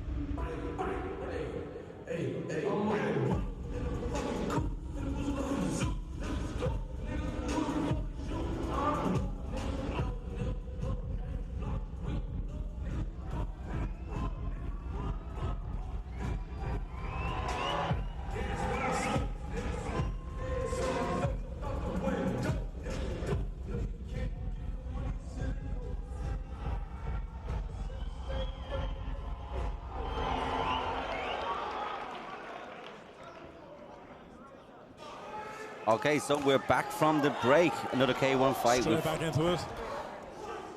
Rico got a serious crow flap, didn't he? Yeah, he enjoyed that walkout. Took his time. Superman point. Oh, Lovely inside leg kick. I love to see the work with the inside leg kick. Before, you never really heard of it. Now everyone's throwing it. Yeah. You know? It's such a dangerous weapon. Daniel hit him with. He has such a rangy jab, doesn't he? Like, with Daniel being the smaller fighter, it looks like he's a bit of power as well. He needs to try and get he inside. needs to get on the inside, and that's where, you know, the kind of, like, when you get inside, does he want to play a bit of dirty boxing? That's how he's going to succeed here. Like Rico taking, again, Yeah, I but got on about it on you the won't be centre getting of the inside cage. taking head kicks like that, will you? Rico is going for it. Daniel over. Cool can't compose from Rico, look at him. Daniel caught him with a nice left there. But like that, look, see, that's what we're talking about, that jab. He's rangy, but I like to see his hands up by his head. You know, this is at the end of the day, like, this isn't Yeah. MMA, which he is a savage in. Like, look at those head kicks. But the hands up nice and high from the opponent. You know, Yeah. that's what I want to see from Rico, because one overhand can change it big Yeah. time, change the momentum big time. See, like that, watching that, like you're watching this and you're saying, okay, Rico's in the ascendancy at the minute, but like that, if his hands are down and Daniel has a hard overhand, it could be game over. could For be. the simple That's- fact of just not lifting your hands an extra couple of inches in the air. But his jab is quite good. You know, Rico might feel comfortable though. We talk about red zone as clinch zone, and yellow zone is kind of striking distance, and then green zone is kind of when you're kind of circling around each other. Like, Rico can kind of feel comfortable in that green-yellow zone because he's rangy, but he wouldn't want to rely on it because someone like his opponent was able to get in there. Look at that, like, you know, he's able to get in a blink. See, his opponent's not afraid to get in there and take the shots to get He's in there. not, so Rico should keep his opponent at bay. Keep popping the jab out. The jab stops the momentum every time, Yeah. even if it's just throwing it out there. Oh, That was a bit of a kick-knee hybrid. yeah. Like jab, like even someone from the Crows is calling for the teeps. Like, you know, we Yeah, want to there see you go. jabs and teeps. Keep his opponent at bay. That should be his game plan. Find his distance, find his range, use the Yeah. jab, and the backhand is going to be there for him because he clearly has a powerful backhand. Very impressed with Rico. His opponent though as well, like that, he's taking the shots, but he's walking through them to get into the boxing range. He needs to get into boxing range. Yeah. That's where he's going to find his success because you can't hold on to the clinch too long. Yeah, that's You know what I mean? So it's dirty boxing where his opponent's going to be comfortable. He needs to get in there and he tries to get in there because obviously jab's going to keep him away. He can't really jab. He needs to get in there and try and land a bomb. Yeah, I think 100%. because And that's Rico. what styles make fights, but sometimes, you know, you're playing with height differences. Yeah. And that's what also makes fights then as well, you know. But Rico, as I said, I've been talking about it all, it's been a constant theme. The higher IQ you go, the more you see, like, you know, chess not checkers. It's taking control of the centre of the octagon, use your jab, establish your range, and then start firing, teeing off from there, you know. What I like to see his shorter opponent do, as you said, maybe throw something wild, get in there, but then when you're in that dirty range, land what you can. And then retreat. But like that, Rico's got good head kicks as well, so he's able to keep. So when you're backing out as well, you have to contend with that coming at you. Yeah. So we're about to start round 2 here. Rico's been very, very impressive. I want to see stab kicks, I want to see jabs, and I want him to find his backhand. Lovely inside leg kick. Yeah. And that was off the back of a head, like blocking the head. Get in, Was, get in. Lovely exchange, just like what we just seen. yeah. See this. Oh, that was a nice spinning back kick. Lovely switch kick from Rico. Lovely chop. What I'm impressed about with his opponent is his opponent is like he's taking these big shots, but he's coming back. Yeah, he is. But he needs to get inside and land something big. He can't keep taking these shots because he Rico will. wants to establish the cage control here. Yeah. Don't be on the back foot. Even though he can do fine off the back foot, you know. Lovely slip, great head movement. That's great awareness. He's complaining about a headbutt. I didn't see a headbutt. I didn't see anything. Could have been an accidental clash of heads. Yeah, definitely. Big Swing and a miss. For Yeah. something like that, you're going to want to get Oh. find a jab. You just try to Go with the axe kick. get axe kick. Oh. But keep your hands up at all times, back out and fix your shin guard. Yeah. Signal the ref. Don't right in front of him. Yeah. But because like that, Rico could have came up with a kick and Well, he did hit him, like, you know. yeah. Dirty boxing, that's what I want to see from the opponent if he wants to succeed. Yeah, like that. Go and get clinched knee, move out, try and get back in. Just Like, his corner clearly know what his goal is. Man, Rico's kicks. Yeah, but I don't want him to get build a habit of closing the distance with the kicks, because it can get messy. Your hands are down, and that's where overhands land all day. We've seen it countless times in professional sport. His opponent is tough as nails, though. He's walking through these shots like as he's if not intimidated. I'd say he's a boy that's seen a few firefights in his life. He's got to build for it, though.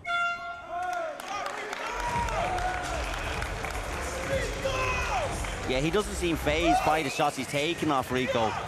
No, but like he doesn't. He's actually biting out on the gum shield, trying to get in and close that distance, because the corner, you can clearly tell from the approach there now that he does, his corner knows that he needs to get inside and needs the dirty box to find a bit of succession. And as well, Rico's been so impressive, but the fact that how good Rico's been, his opponent hasn't deflated his confidence. He's still trying to get in there. You see a lot of fighters, so I'd say he's a good few fights under his belt now, Daniel, to be honest, because a lot of fighters, you can see them, they kind of give up. They'll wince up, they'll go in their guard, their backs will be up against the cage, and they'll be absolutely, they'll just start withering, and they're not giving into that. They're not giving into that. He's not giving into that. Rico, he's throwing the nice kicks, the flashy stuff, but get hyped up in the crowd, go back to your basic stuff. Yeah. Cage control, get your jab, use that to find your backhand. The jab is, there's so many reasons you can use the jab. You know what I mean? To stop the momentum, to find your range. Do you know what I mean? The jab is important. He's got a nice snappy jab as well. He does. It's in and out. There's a lot of damage with the snappy jab. He's very rangy too, though, isn't he? For the weight class as well, especially. And there's power in his jab as well. His opponent isn't doing anything. His gum shield's out. His gum shield. Fair play. His opponent stopped and said, "Your gum shield's out." He's bobbing and weaving. He's like Tyson trying to get into the dirt, to the red zone. Yeah, you can see he'll take whatever he has to get in there and exchange with him. And he's taking it. And he is. And every time Rico's throwing a head kick, he's throwing a low calf kick to knock him off balance. It's working for him. See, one thing you can't train is hand. That's definitely what Daniel has. That inside leg kick is doing wonders for him. See, you like that? Beautiful spinning back kick. Beautiful spinning back. You're going to have a standing 8 count. Yeah, he should be good to go. Happy with it, but that was Like that, he didn't look like he's in any danger not answering that, but like he said, he just wanted to get up and go. He did get knocked down from it, yeah. He knows he needs to get into the red zone, so he's readying it up because of it. Yeah. Every time Rico throws a kick, notice how his opponent is trying to sweep the inside leg kick down to try and knock the momentum to get into that dirty boxing zone. So he's got a game plan to try and get in there. He has the right game plan. It's just, does he land the right punches? Yeah. That was nice deep, and then a left from Rico. Rico's so much more range. Open up, use the jab, and get even back further. He can close so much distance in the space of 2 seconds. If he approached it like a wonder boy, you know what I mean? He could close so much distance. He'd be in and out like a flash. His opponent is almost up in his face here. There's no need for that. Rico's so much bigger than that. Yeah. They're in on top of each other. If Rico's landing, his opponent should be able to land. Yeah, exactly. Because like that, you keep them at range, use that to your advantage. Exactly. If you have that range, use it to your advantage, because like that one bomb could change it all. I don't see it happening here, but like that, if you get into a firefight like in here, that's it. That's what you're playing into your opponent's game. Bit of confusion. There was no bell.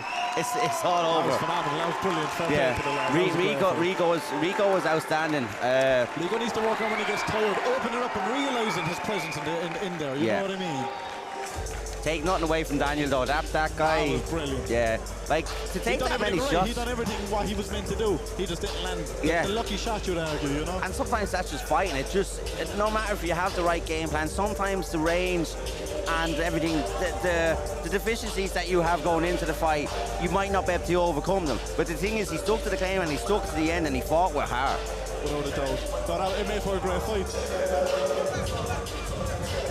Yeah, you have your controllables in there, you know what I mean? Like the height, the weight, the size of your opponent, and they're things that you have to prepare for at the end of the day, you know what I mean? You can't change them.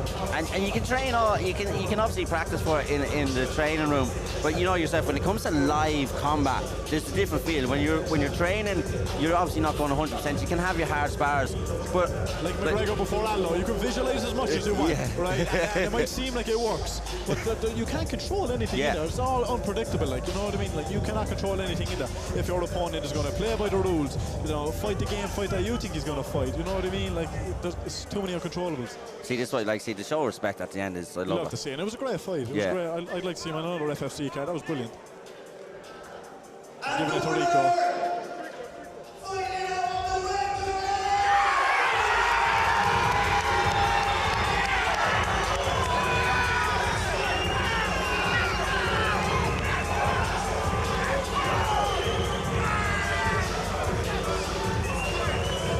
Yeah, no, I really like that fight. Brilliant, brilliant. You can really see the IQ change as the card progresses.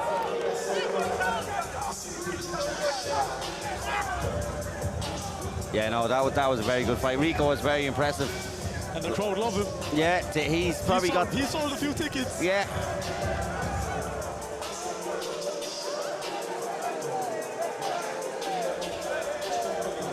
I think we're going to have to set up a Rico fan club. Sign me up. Sign me up. Sign me up. Rico only fans club. Yeah, Rico was very impressive, but like I said, there is a lot he can take from that. And what I like about fighters is even when they win a fight, I know a lot of fighters say when you lose you take stuff, or when you win they don't really look at it. But I think depends on your approach, you know. Like go on. Yeah, I think Rico, like the things you were saying, using the thing, using the reason, not letting his opponent get in, because like that on another day, another shot, it could happen. So yeah. Like what he done in the first round, like should resemble what he's doing in the third round. I don't believe like stamina plays a factor in your presence in the cage. Like step back, realize you're Rico. I'm this length, I'm this long, I'm this rangy. Like that should be the game plan, not to get into the firefight. Like if that went 5 rounds, 5-2s, or if they were longer rounds, if he was more tired, would he still be in that red zone? Yeah, that's where it's dangerous against those shorter opponents who need to dirty box to knock them out. You know what I mean? 100%.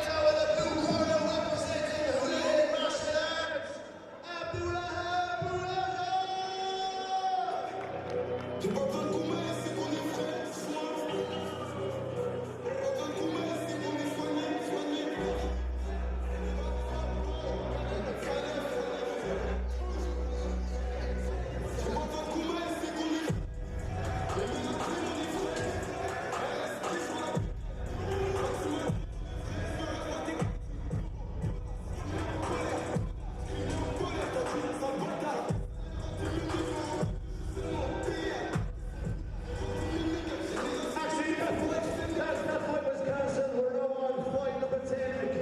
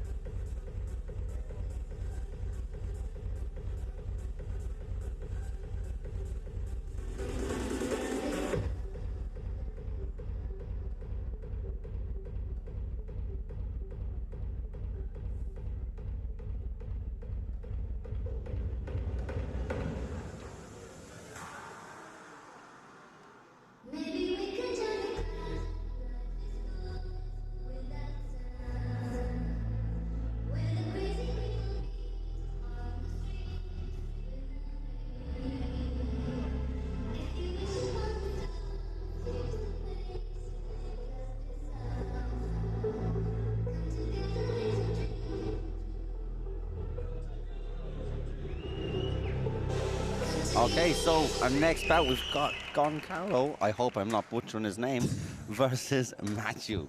Another Matthew K1. White has a plethora of experience. He's been on the Irish MMA scene, Yanks. K1 never. K1 especially, yeah, but he's been around the block. Look, same kind of similar height. Maybe my eyes deceive me. No, I think you're right. I think Matthew's a little bit taller. So we'll. And I love the pacing of the whole card. It's not a battle to him.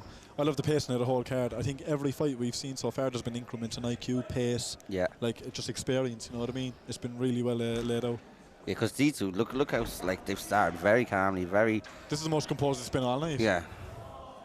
Like this is two boys who've been here a lot of times. Actually, a bit of an observation, really. Like none of them are hometown fighters. Yeah. So there's no atmosphere to get caught up in, so they can be cool, calm, and collected. You know. Yeah, it does play. That actually just proves how much of a factor it is fighting at home, fighting on your home turf. You know. Yeah, there's no emotion involved. No. It's just business. You know what I mean? Get in there and get it done. The use of inside leg kicks all night have really impressed me. Yeah. And you see there now, like inside leg kick and just going straight check hook. You know what I mean? It's lovely. Matthew with like a cold and calculated pressure. Yeah, I like this. It's like you usually don't want to stand square in front of your opponent, but there's anticipation there. You can see it's not just I'm standing in front of him like a punching bag. It's anticipation. It's like the both. Like people look at that and go, "Oh, they're standing there." They're both figuring out what the other person is about to do. There's a lot of micro reads going on there, like in the few little head feints, shoulder feints. You know what I mean? Hip feints. There's a lot of reading to do. It's not just again him standing right in front of him like. Yeah, and they're playing off each other, as you said, like, you know, the slight little movements. Like someone drops his shoulder, is he going for a kick? Is he going for, like, you know? Yeah. See, and that's what people don't, I didn't understand until I really immersed myself in. I know what you're saying, yeah. And you wouldn't either, so there's no, you need a controlled environment to experience something like that.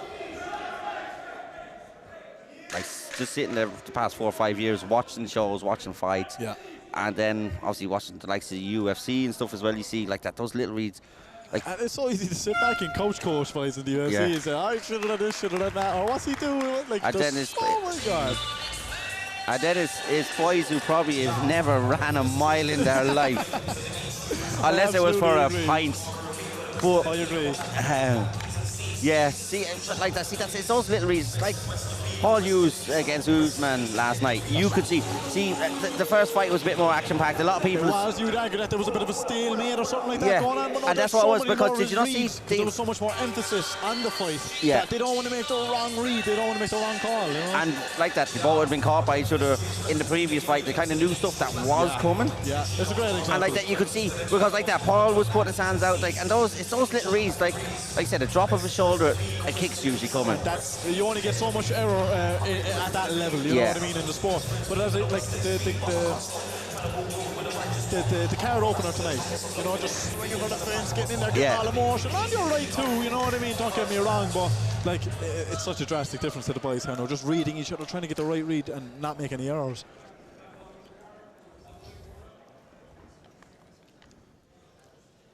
Yeah, the pace of this has been very nice. Like that, like I said, it's a bit hypnotizing when you get a fight like this, isn't it? You're kind of like, you're waiting, you're hanging, you're on the cusp with something, you know, something's going somewhere. Like, And I'm scared to say something in case I go to say something and then it's completely wrong. Yeah. Because you're just waiting for something because you know something's about to happen, but you don't know when.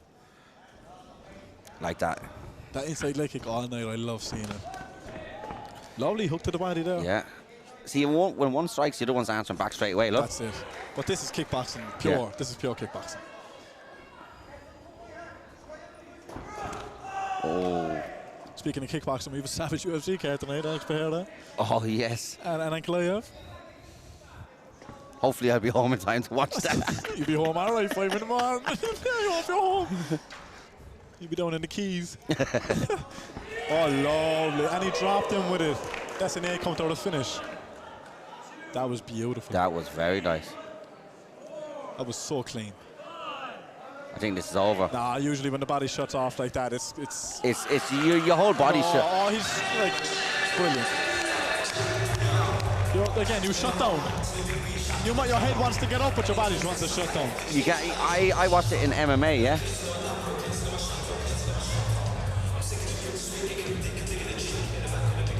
Bill, what's going on? Avenue got out of deck out of there. I don't know. There's a bit of animosity there anyway, or unsportsmanlike conduct. I don't know.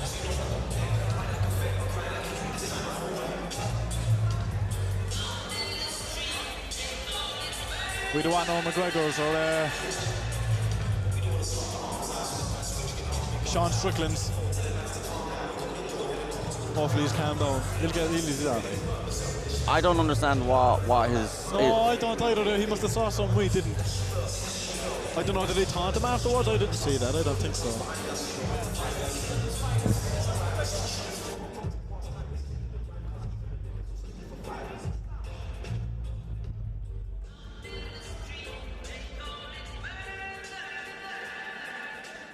And the winner, black robe in the blue corner.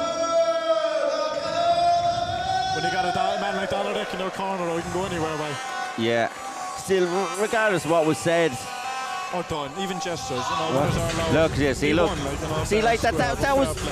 Look, this has been. They've come over from Portugal. This is their first win of the night. It was a finish. Like the excitement, and I don't think there's any disrespect, man. He was just. It was a celebration. It's easy to let it get under your skin. Yeah. But you know, that's the nature of the sport. You know, And then like that. You might do a gesture, but it's more for. But like that, it was. Entertainment in that aspect, not disrespect. Yeah. You know. It'd be different if he gave him the finger. It was just a celebration in his direction. This is what I believe. I don't know. I didn't see. We'll have to clarify after. But like that, look how quick it was squashed. But like that, they shouldn't have let Deck into the cage, outside the cage. If someone's walking up like that. Yeah, I was well able to get him out of yeah. So you need to go back to your bouncer days. Not tonight, lad. But no, what a fantastic finish. That was a brilliant fight. Yeah, that was very, very good. Hi, man.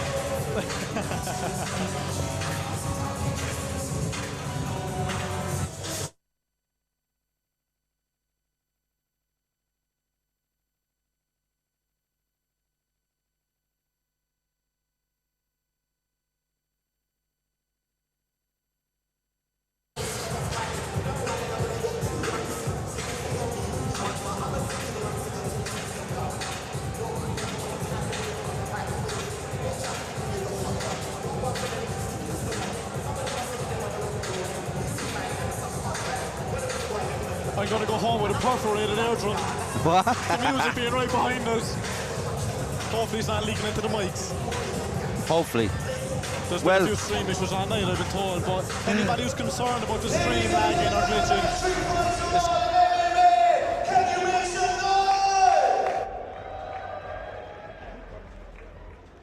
So this bout is contested at featherweight. Introducing first, fighting out of the blue corner, Jabal Nazire!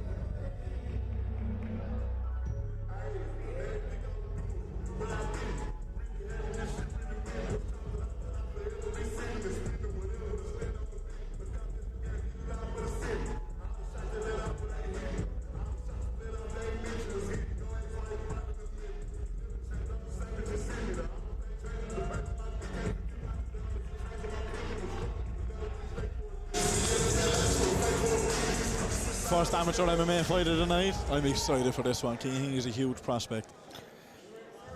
Yeah, we have Cork versus Galway in this one. Cian, someone I've heard a lot about. I believe he was at the IMAS last year. That's right. Oh, Lovely. that's a nice That's stab. stung. That's stung. Good poker face, though. That stung me. That was me. Right, so. Lovely spin and very composed. Easily well balanced when he landed back off it too. He didn't just throw for the sake of it.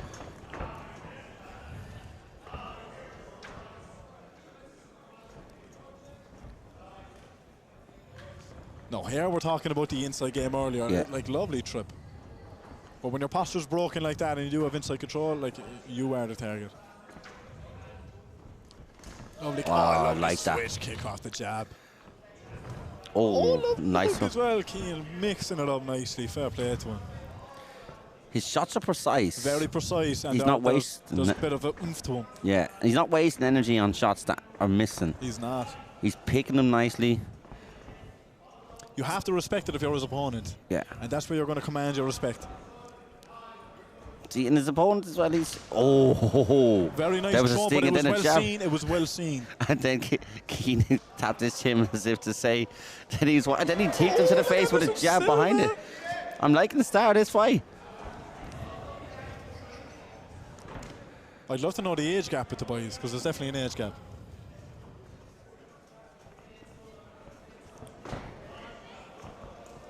Oh, He's going to want to gain a bit of respect from Cian here, isn't he? Because Cian's going to start tying with him if he kind of keeps up like yeah, this. he needs to land a hard shot. He needs to... He does. He needs to either take control of the centre of the cage, lance a few hard shots, and maybe even showboat back once or twice. Because if Cian gets off, you just hit a flow state. Yeah, you need to break what's going on here now. Oh. Yeah, because you can fall into a pattern, a bad rhythm of it. And you don't want it to be the end of the round to break that up, because then you're losing the round. Like being on the back foot here, you're going to be at his mercy. And he's happy to strike, even though his opponent, like, oh, lovely entry for the grapple. I was about he to was say... too far out. He was too far Yeah, out. I was about to say, if he's a grappler, what I would be doing here is Cian's got an array of assets. He's after getting hit by Jamal Lovely. himself. But I love the wide stance from Heaney. Like, he's not the longest person in the world, but he's making himself really long in there. Lovely grappling exchange, Yeah. inside control. I feel like he's going to turn this around against the cage. Yeah. oh, that's a nice overhand. If that lands. Very slick with it, isn't he?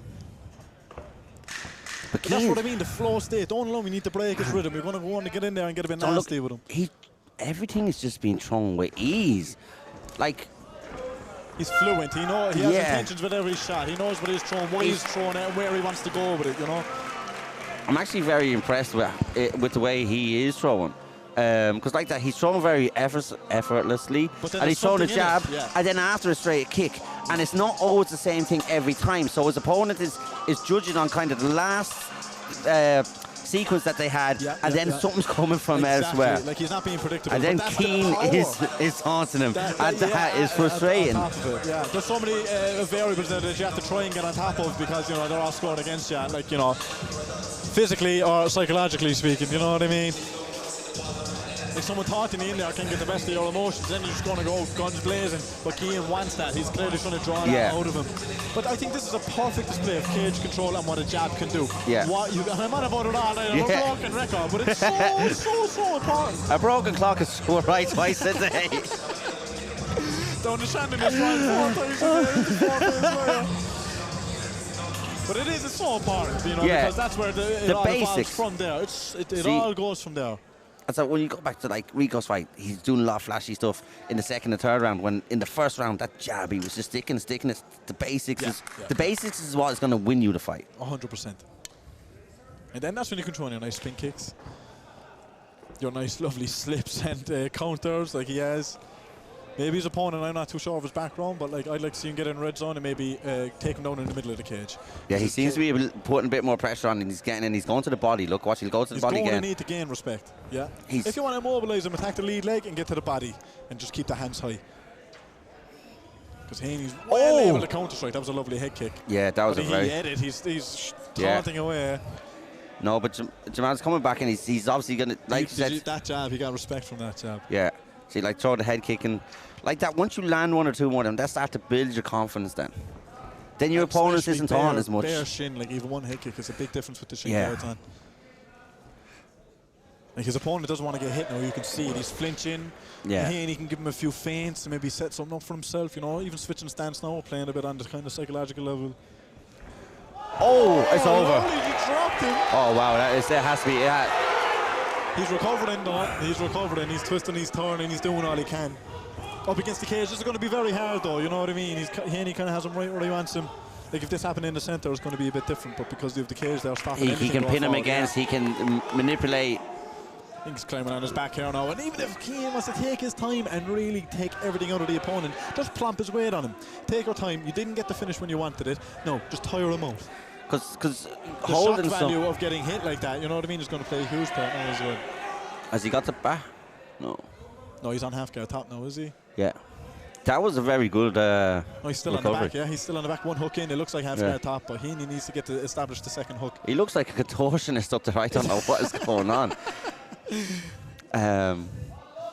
Yeah, that was a good recovery because for me it was, but I think forgive me, I want to give more credit to Keane for knowing to calm down and just ease out.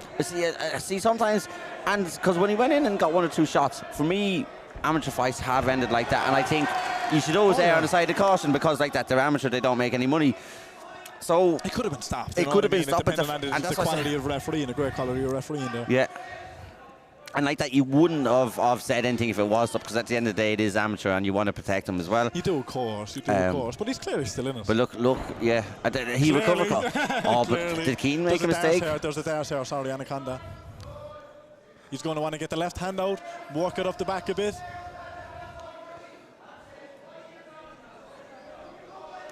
Lovely stuff. And Keane knows what he's doing here, and he's very composed. But it is in. But look, he's working his way back up. He is, and he's doing it well. And I don't want his opponent to tire out his arms, holding on to it, thinking that this is the last opportunity he has to finish the fight. 10 seconds left. Like I think he's going to make it through the round. Oh no, he's got the thumbs up. Fine, thumbs up. See, he needs to kind of lock his body with. It's like he needs to lock the body. Yeah, he needs to close the gap with the hips. He needs to kind of make a hip-hip connection almost to finish that. And if there was more than 10 seconds, you could tap to the pressure. Yeah. But if you're a white belt, you only tap the pressure. That's probably one of the most exciting rounds. You had a knockdown and then you had a. That's welcome to the MMA. Welcome to the first MMA fight, you know. No, that was definitely exciting. But my biggest take from that there now is the shock value of getting rocked, getting dropped, scrambling to protect yourself, and then like trying to defend for your back. But then when the submission was on, you're giving it your all. Is he going to come out here now with his hands in his pockets? Yeah, see, that's the thing. That's the. What can he offer going into the start of the third round? Because Keane now has all the respect from the opponent, even had him flinching. Yeah, so. Like, brilliant performance by Keane, in my opinion. You know, yeah. Standout. What do you think his opponent will have to do to kind of make it a bit? I don't know, see, because like that, I think Keane won the first one, and I think it depends on what the way to do it, how close they think that sub was. Is he gonna, I think just get it to the ground and try finish him or something. Yeah, I think so, but let's go out. Like I so impressed at how he recovered and then ended up in the dominating position towards the end. You're dead right. Like because like that, because Keane like said, he wasn't rushing anything when he was like on his back. He was taking the time by time, and it was just the way it went in the corner there and they landed. He caught Keane. He got Keane there, his body weight did fall on him. Oh, I think he's coming out swinging in this. Oh, his arms aren't tired anyways. No way, I take that back. See, he's got this like lunging jab. He does. See, look, now he's down here. He does want to take it to the ground, so obviously he's more confident on the ground. Well, if I ended the round that way, I'd be confident on the ground as well. Like. But even after kind of landing the jab and making his body weight fall on top of him, like, does he want to take the chance and strike in, or does he feel confident? Like he's going for the same thing again here. He might get a Keane needs to. Because he's got a bit more time. He's got a lot of time. Get a bit of of distance between their hips and not allow his posture to be broken like it is on the inside here. Otherwise, he is at the opponent's mercy. See, and like that, trying to get out here, you've got the risk of ground and pound, and that's very. Oh yeah. If he had a bit more snap on the kick, it was there from he's been landing. Yeah. He's looking very confident. He's turned the tide in the start of the third round, though. I think he wants to go out and finish this. But Keane caught him. You can never count out that snappy backhand, though, can you? Lovely exchanges. Yeah, and then see, like, he's getting out of range now as well. Yeah. Like when you're slow down, you're sluggish like this. I think, like, you know, that's where Keane wants him. He probably might start teeing off here now in a sec. See, I think as well he expended a lot of energy with the shots at the start. Yeah. Those kicks hurt. Don't get me wrong, those kicks hurt. But people look at leg kicks, right? The low ones. I took one before, and I couldn't walk for about a day, and it wasn't even a hard kick. Like, the damage they do. And that's why I'm so surprised all night by the inside leg kicks, like, you know what I mean? They're so much worse, and the calf kicks, don't get me started. See, that's the kind of head movement. He looks like he's just kind of swaying, bobbing and weaving, but it's all from the reads we were talking about earlier. Yeah. The kind of reads he's getting from the opponent. And he's looking for big shots now, but he can telegraph them easy. Yeah. Big uppercut, though, that did land. From what we saw here, it landed. Oh, see, now he's back on. Yeah. I think there's a bit of a strength difference there in the clinches. But then he's go for the arm. Yeah, that's what I thought he was going to go for the arm as well.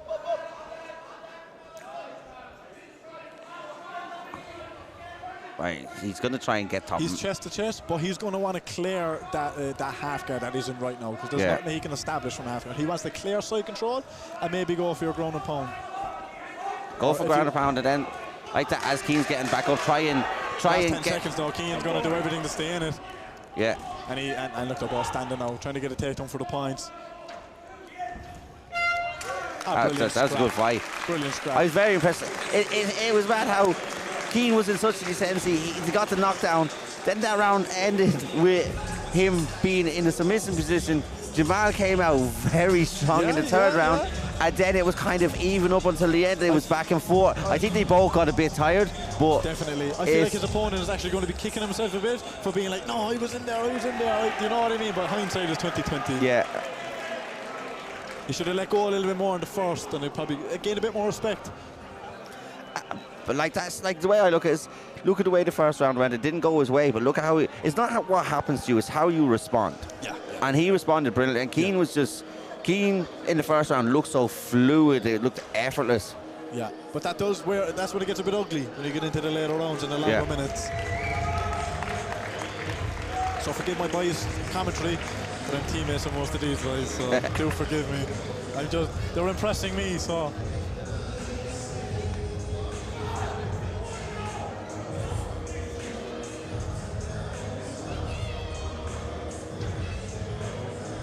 And just a quick observation, like, you know, the kind of showboating slowed down as well when it started to get a bit ugly. You know, there wasn't much playing to the crowd. Yeah, when someone tries to squeeze your trachea, take the voice box out, that's what I think he was trying to do. See, like that, because that expends energy as well. You might not think it, but talking to someone, I'm starving here. No, It does, and it affects our confidence then. Like, oh, he was talking to him and I just had a jab, I look like a fool. And that sneaks in. I think it's fair, but I feel like our opponent's going to be kicking himself. If it was a 5-minute fight, I'd love to, or a 5-round fight, I'd love to see that. Yeah, it was. Say, what was the other fight we want to see? We want to see Brandon and AJ. That was another one we want to see 5 rounds of. They were just getting into the groove of it, like, you know. You gotta just get into it then.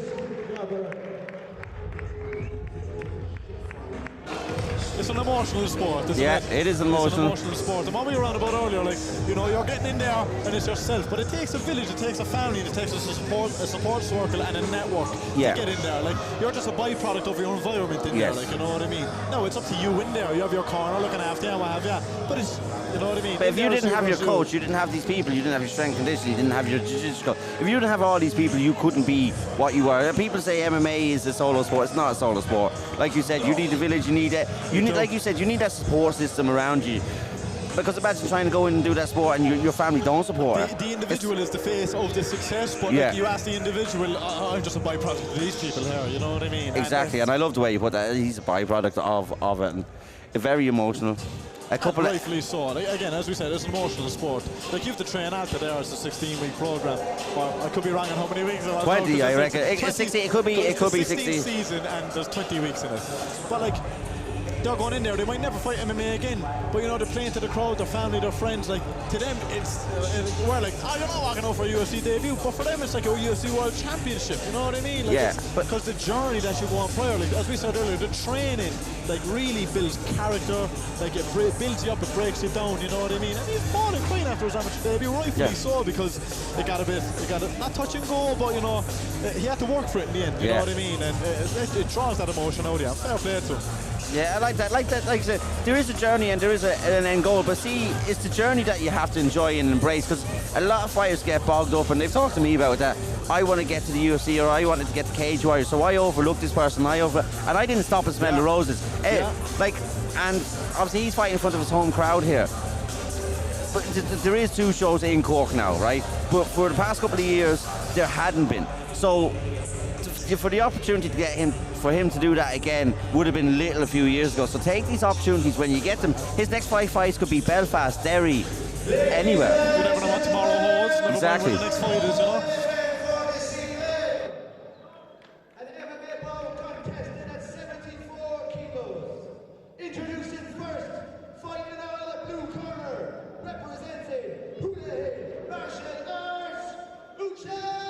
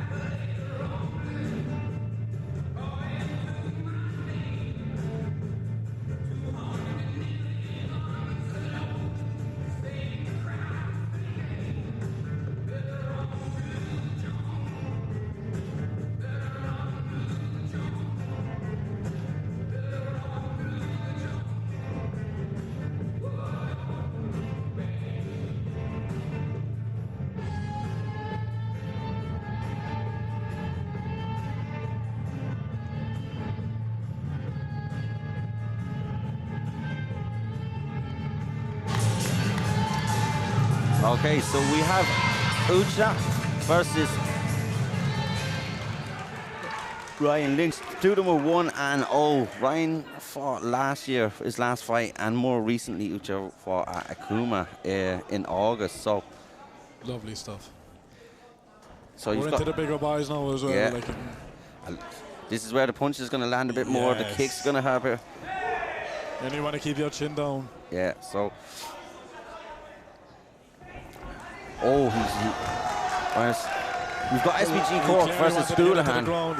Yeah. Won't be the first time. No, and it won't be the last time either. Two fantastic gyms, two fantastic coaches.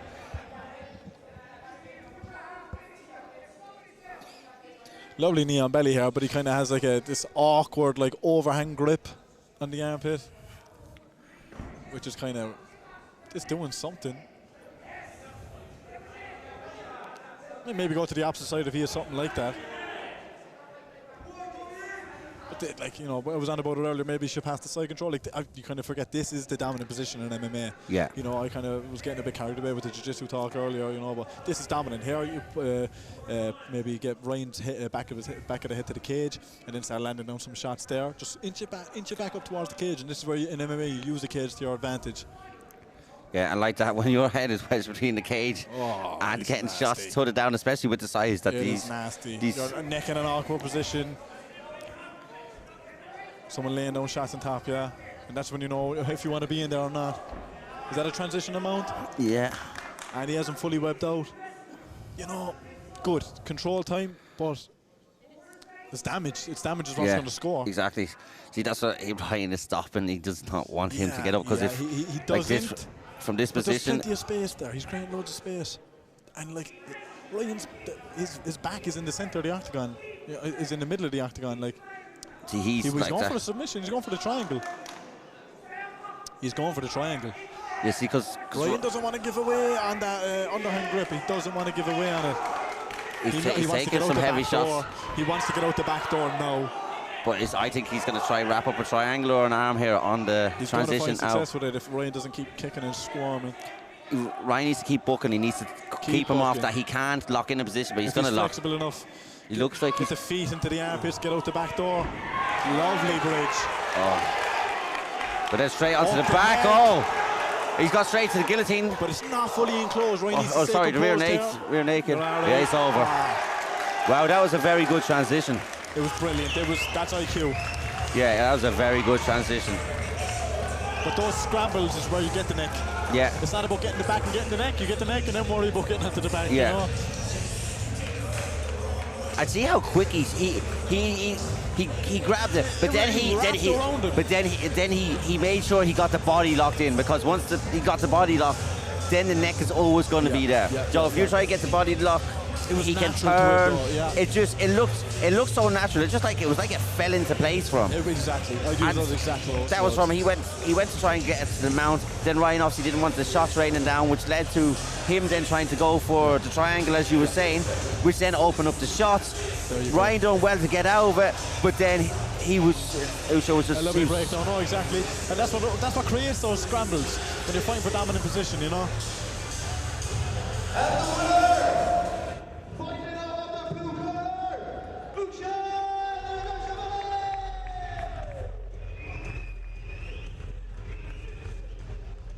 Ucha, a few words. How does it feel? It feels unreal, especially. I'm originally from Cork, I know the Dublin obviously. It's a pleasure in front of the Cork crowd, in front of all the boys. I appreciate everyone for my gym. I'm going to especially shout out to you and Paddy. It feels unreal. And hopefully I pronounced your name correctly. That's the job. Well done, brother.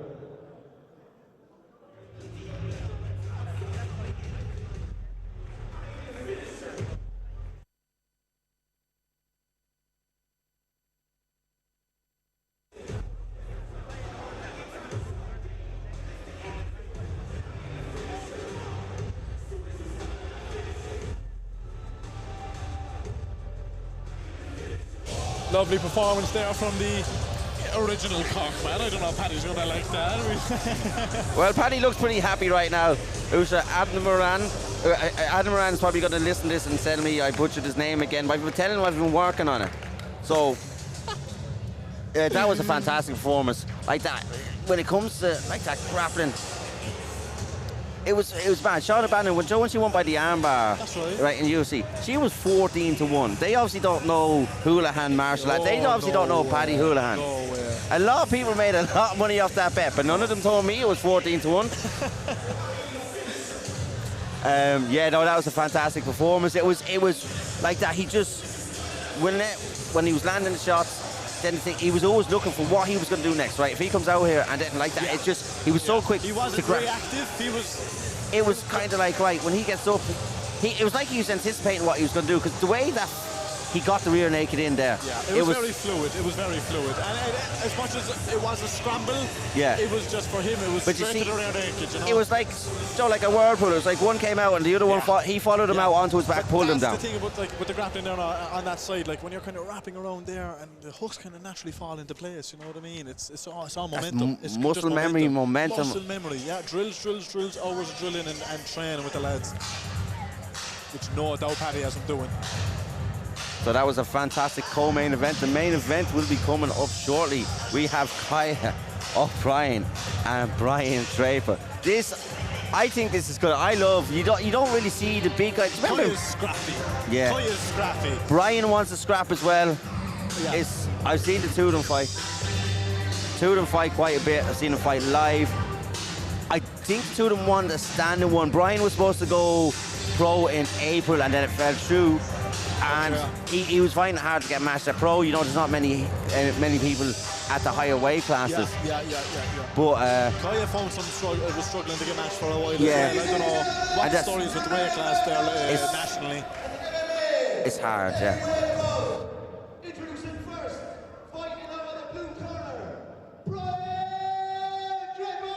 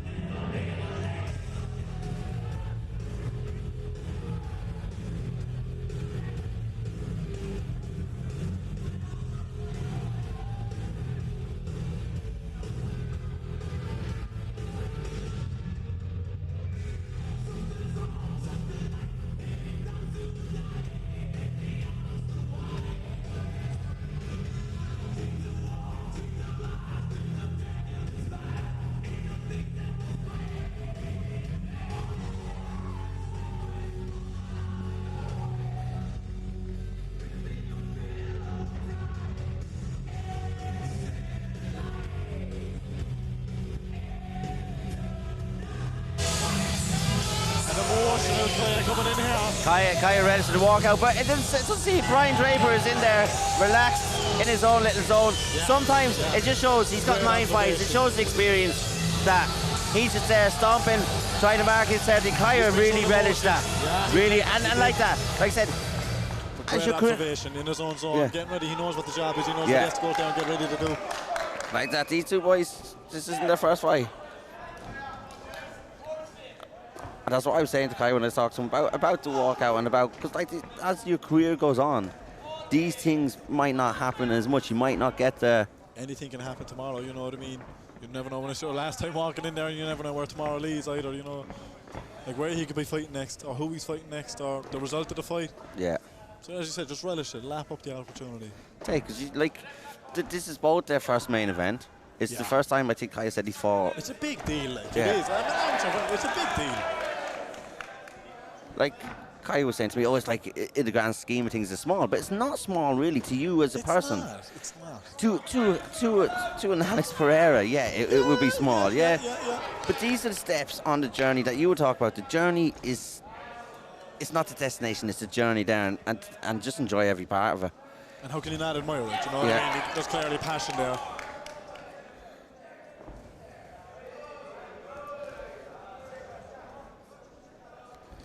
Kaya kind of on the back foot, kind of moving. He obviously respects Brian's power a bit. Yeah.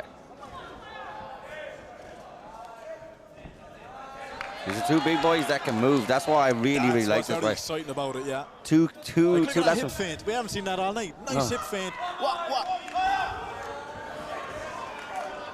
Two of them with K1 experience as well, so it was like... There's no questioning on the rules like we had earlier, you know, because the cage, stuff like that. Yeah, but see, like that, when I talked to both of them, like, it was kind of like a gentleman's agreement when they were talking to me that both of them don't really want to go to the ground in this one. Okay. I think they'll honour it. Bit of a deep breath there from Brian. I think he's easing into it.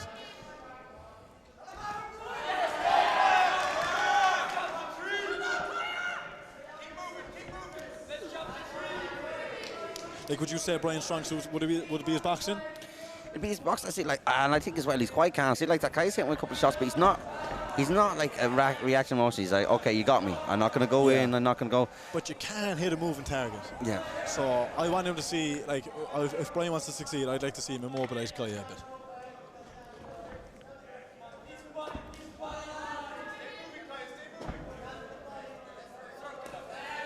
Kaya working away to the body though and staying out of range, getting in, getting out. That overhand's there, but I don't think he put too much into it, to be quite honest. I think he's just throwing it out there, seeing if it lands. Look at that, he's working the body. He wants to work the body, doesn't he? Brian's still putting the pressure on him there as well, coming forward, but Kai's looked very good at his movement in and out. But see, this is... If you're going to be hunting someone down, you can't hit a moving target unless you're pressuring him up against the cage. That was nice. I like the way that ended. Brian just Brian had a look. But see, like that, see when you get back towards cage with these big lads, one bomb ends it. And that's where, like, attack the front leg, and then you can definitely hit him when his back's up against the cage because you've meant for it to happen. You know what I mean? Kaya's kind of on the back foot, moving. He needs to be careful now that he knows as soon as his back's anywhere. He needs to be very cautious of his space. And a broken record, take control of the centre of the cage. You're right 3 times today.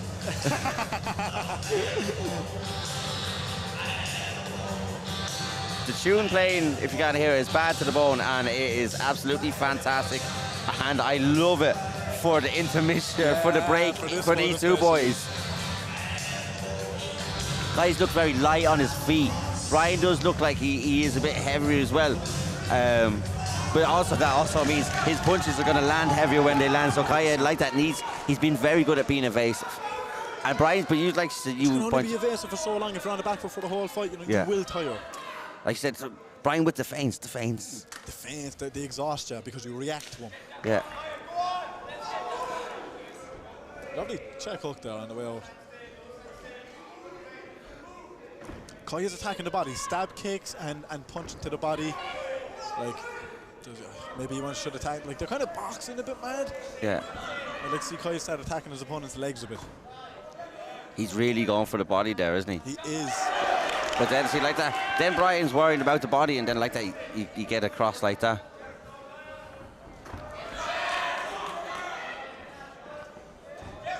Although there's a gentleman's agreement, you know, you can't, again, it's an uncontrollable, isn't it? It's an MMA. agreement, but it's MMA. You want to see. And if you want to win, and the takedown is there, go for it. I watched the fight where two boys said they were going to stand, and then one lad took the other lad down, and the corner. No, I think it was the third round, right? But then the other corner were going mad, and he goes, "Well, this is MMA because your man was a good bit older. He's like 30, and the other lad was 22, and he goes like, or no, he was 28, and he's just like." I need to win these fights. Exactly, So yeah, it's yeah, MMA. yeah. If you want to fight Muay Thai, go back to Muay Thai. It's sports spoofing, you're spoofing, Yeah. like, but you need to get the win at the end of the day, like. You're in there to win, you're not in there just for the fact of it, like, you know. Like Saul, well, loads of things come into it. Like that, you could get hit to the body, you get tired. You might get psyched out. Yeah, You know what I mean? Kaya again with his back up against the cage, and he's kind of accepting it now. He wants to get a bit of respect, take control of the centre of the cage. I'm laughing at myself saying it now, but it's a prominent factor though on me. William centre the cage, Cooper. You're no longer the Cobra. It's official. Nathan can have the name back. You can have Cobra back. Kaya's got off a good few shots there. He's going up top now. He's done a good bit of work to the body. And that pays dividends in the later rounds. That was a nice leg kick. It does, definitely. Maybe, like, you know, 3-4 to the body and then go for the legs, because he's not attacking the head much if he wants to slow him down and not get paced into the cage. There's only so much you can circle before you get caught with something trying to circle out. And that's where spinning back kicks come into huge play. When someone's circling off to your bad side, that's where a big, powerful spinning back kick comes into play. And you can drop anybody with a good spinning back kick. Oh, Max Holloway landing them on people's noses. Yeah. Here we go. Will they break? I think it's just a tiresome factor too, you know. Kaya holding all the opponent's weight. He can just lounge on top of him, hit him with a few knees to the legs, slow him down, and then start ripping him up against the cage again. Yeah. You know, maybe he's not going to lead to a takedown. Because like that, he just seems to be getting a couple of knees off. Like I said, holding someone's weight alone exerts so much energy. This gets more tiring than some exchanges you would have. This minor little grapple here up against the cage, like, it is tiring. And that's what the game plan was there. Tire him out, weaken the legs a bit, make him hold your weight, make him feel your presence. Yeah. Get up in his face a bit so he can't breathe fully. It's nasty, it's not nice at all. Nobody wants that.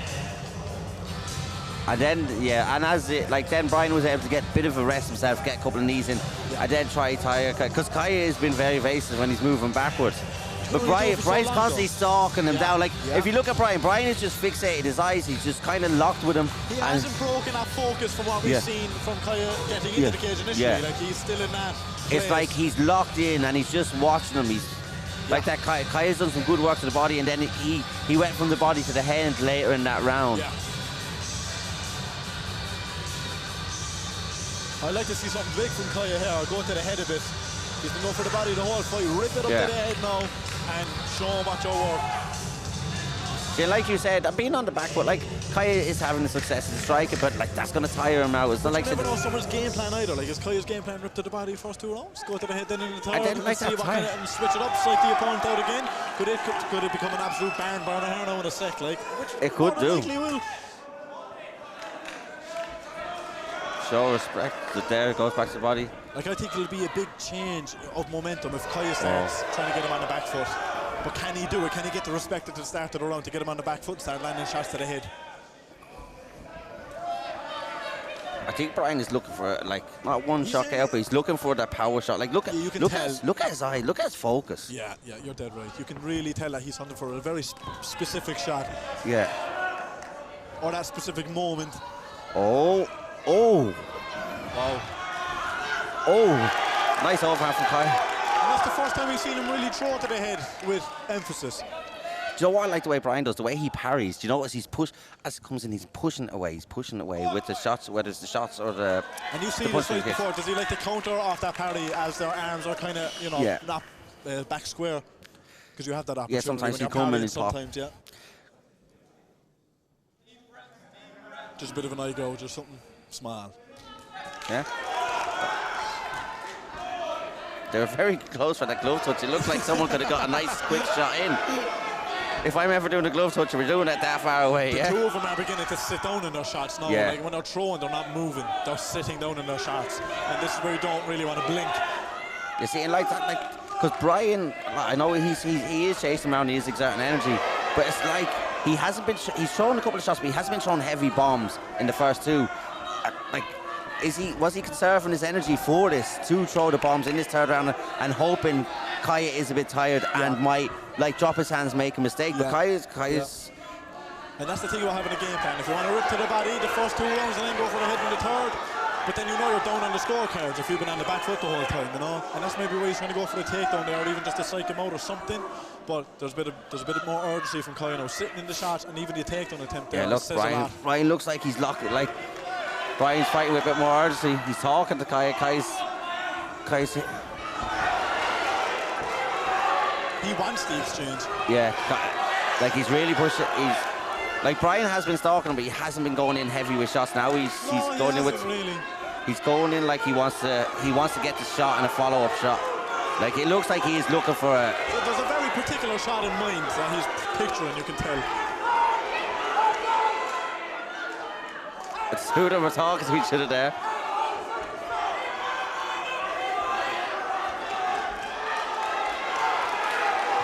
On to two. Saved it all. Love it. Kaya just needs to use the cage here to walk his way back up. Don't accept this position. Yeah, you need to move from here. You need to move. Because especially in this weight class, they're not going to let a lot of ground and pound go to the head. Good point. Also, you don't want to give up your back trying to get. So you need to be quite careful getting out here. It's tricky. The cage adds so much to it. And like also we were talking about the jits earlier, the thing with MMA is you're trying to get out and jits are all right. You're not getting punched in the face. Unless you're doing the combat one. The combat jits. Is that the clapper for 10 seconds? That's the clapper. And there's a bit more urgency for the shots. Just to score. Like that, because it's based on damage. So that's been a big rule change really in the last few years, hasn't it? Rather than someone looking like they're winning the fight, it's actually just based off damage now. Yeah, and I like that. I like the old lay and pray, yeah. It matters because there was a bit of a controversy in the community, you know, enough a sport for this fight to the death. Who would win if it was, that's the kind of idea of it, you know, the gladiator kind of esque style. You see, but the thing was, a lot of people would just lay on top and they were winning like that, and it was just like... people were getting tired of it, you know. Yeah, and it was just... reform, there needed to be change for it to continue escalating as a sport. Right, just say, if that was happening in these regional shows, you wouldn't have people coming to these shows because they don't want to watch that, right? No. And it's like that. See, the thing is,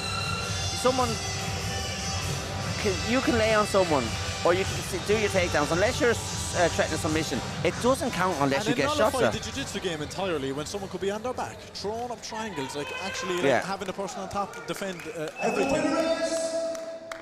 In the blue corner, that was a great fight. Brian.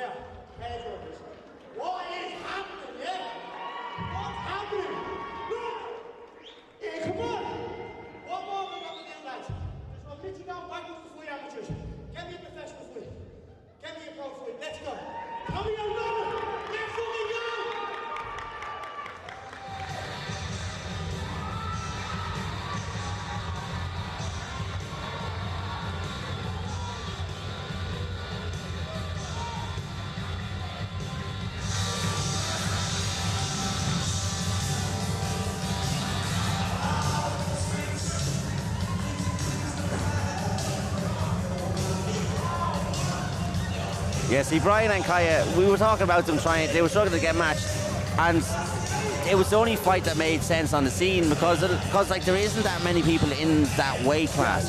So they were getting offers of 1-0, 2-0, 1-0, 0-1. Like that's a disservice to them, and it's a disservice to the people that would be going in to fight them.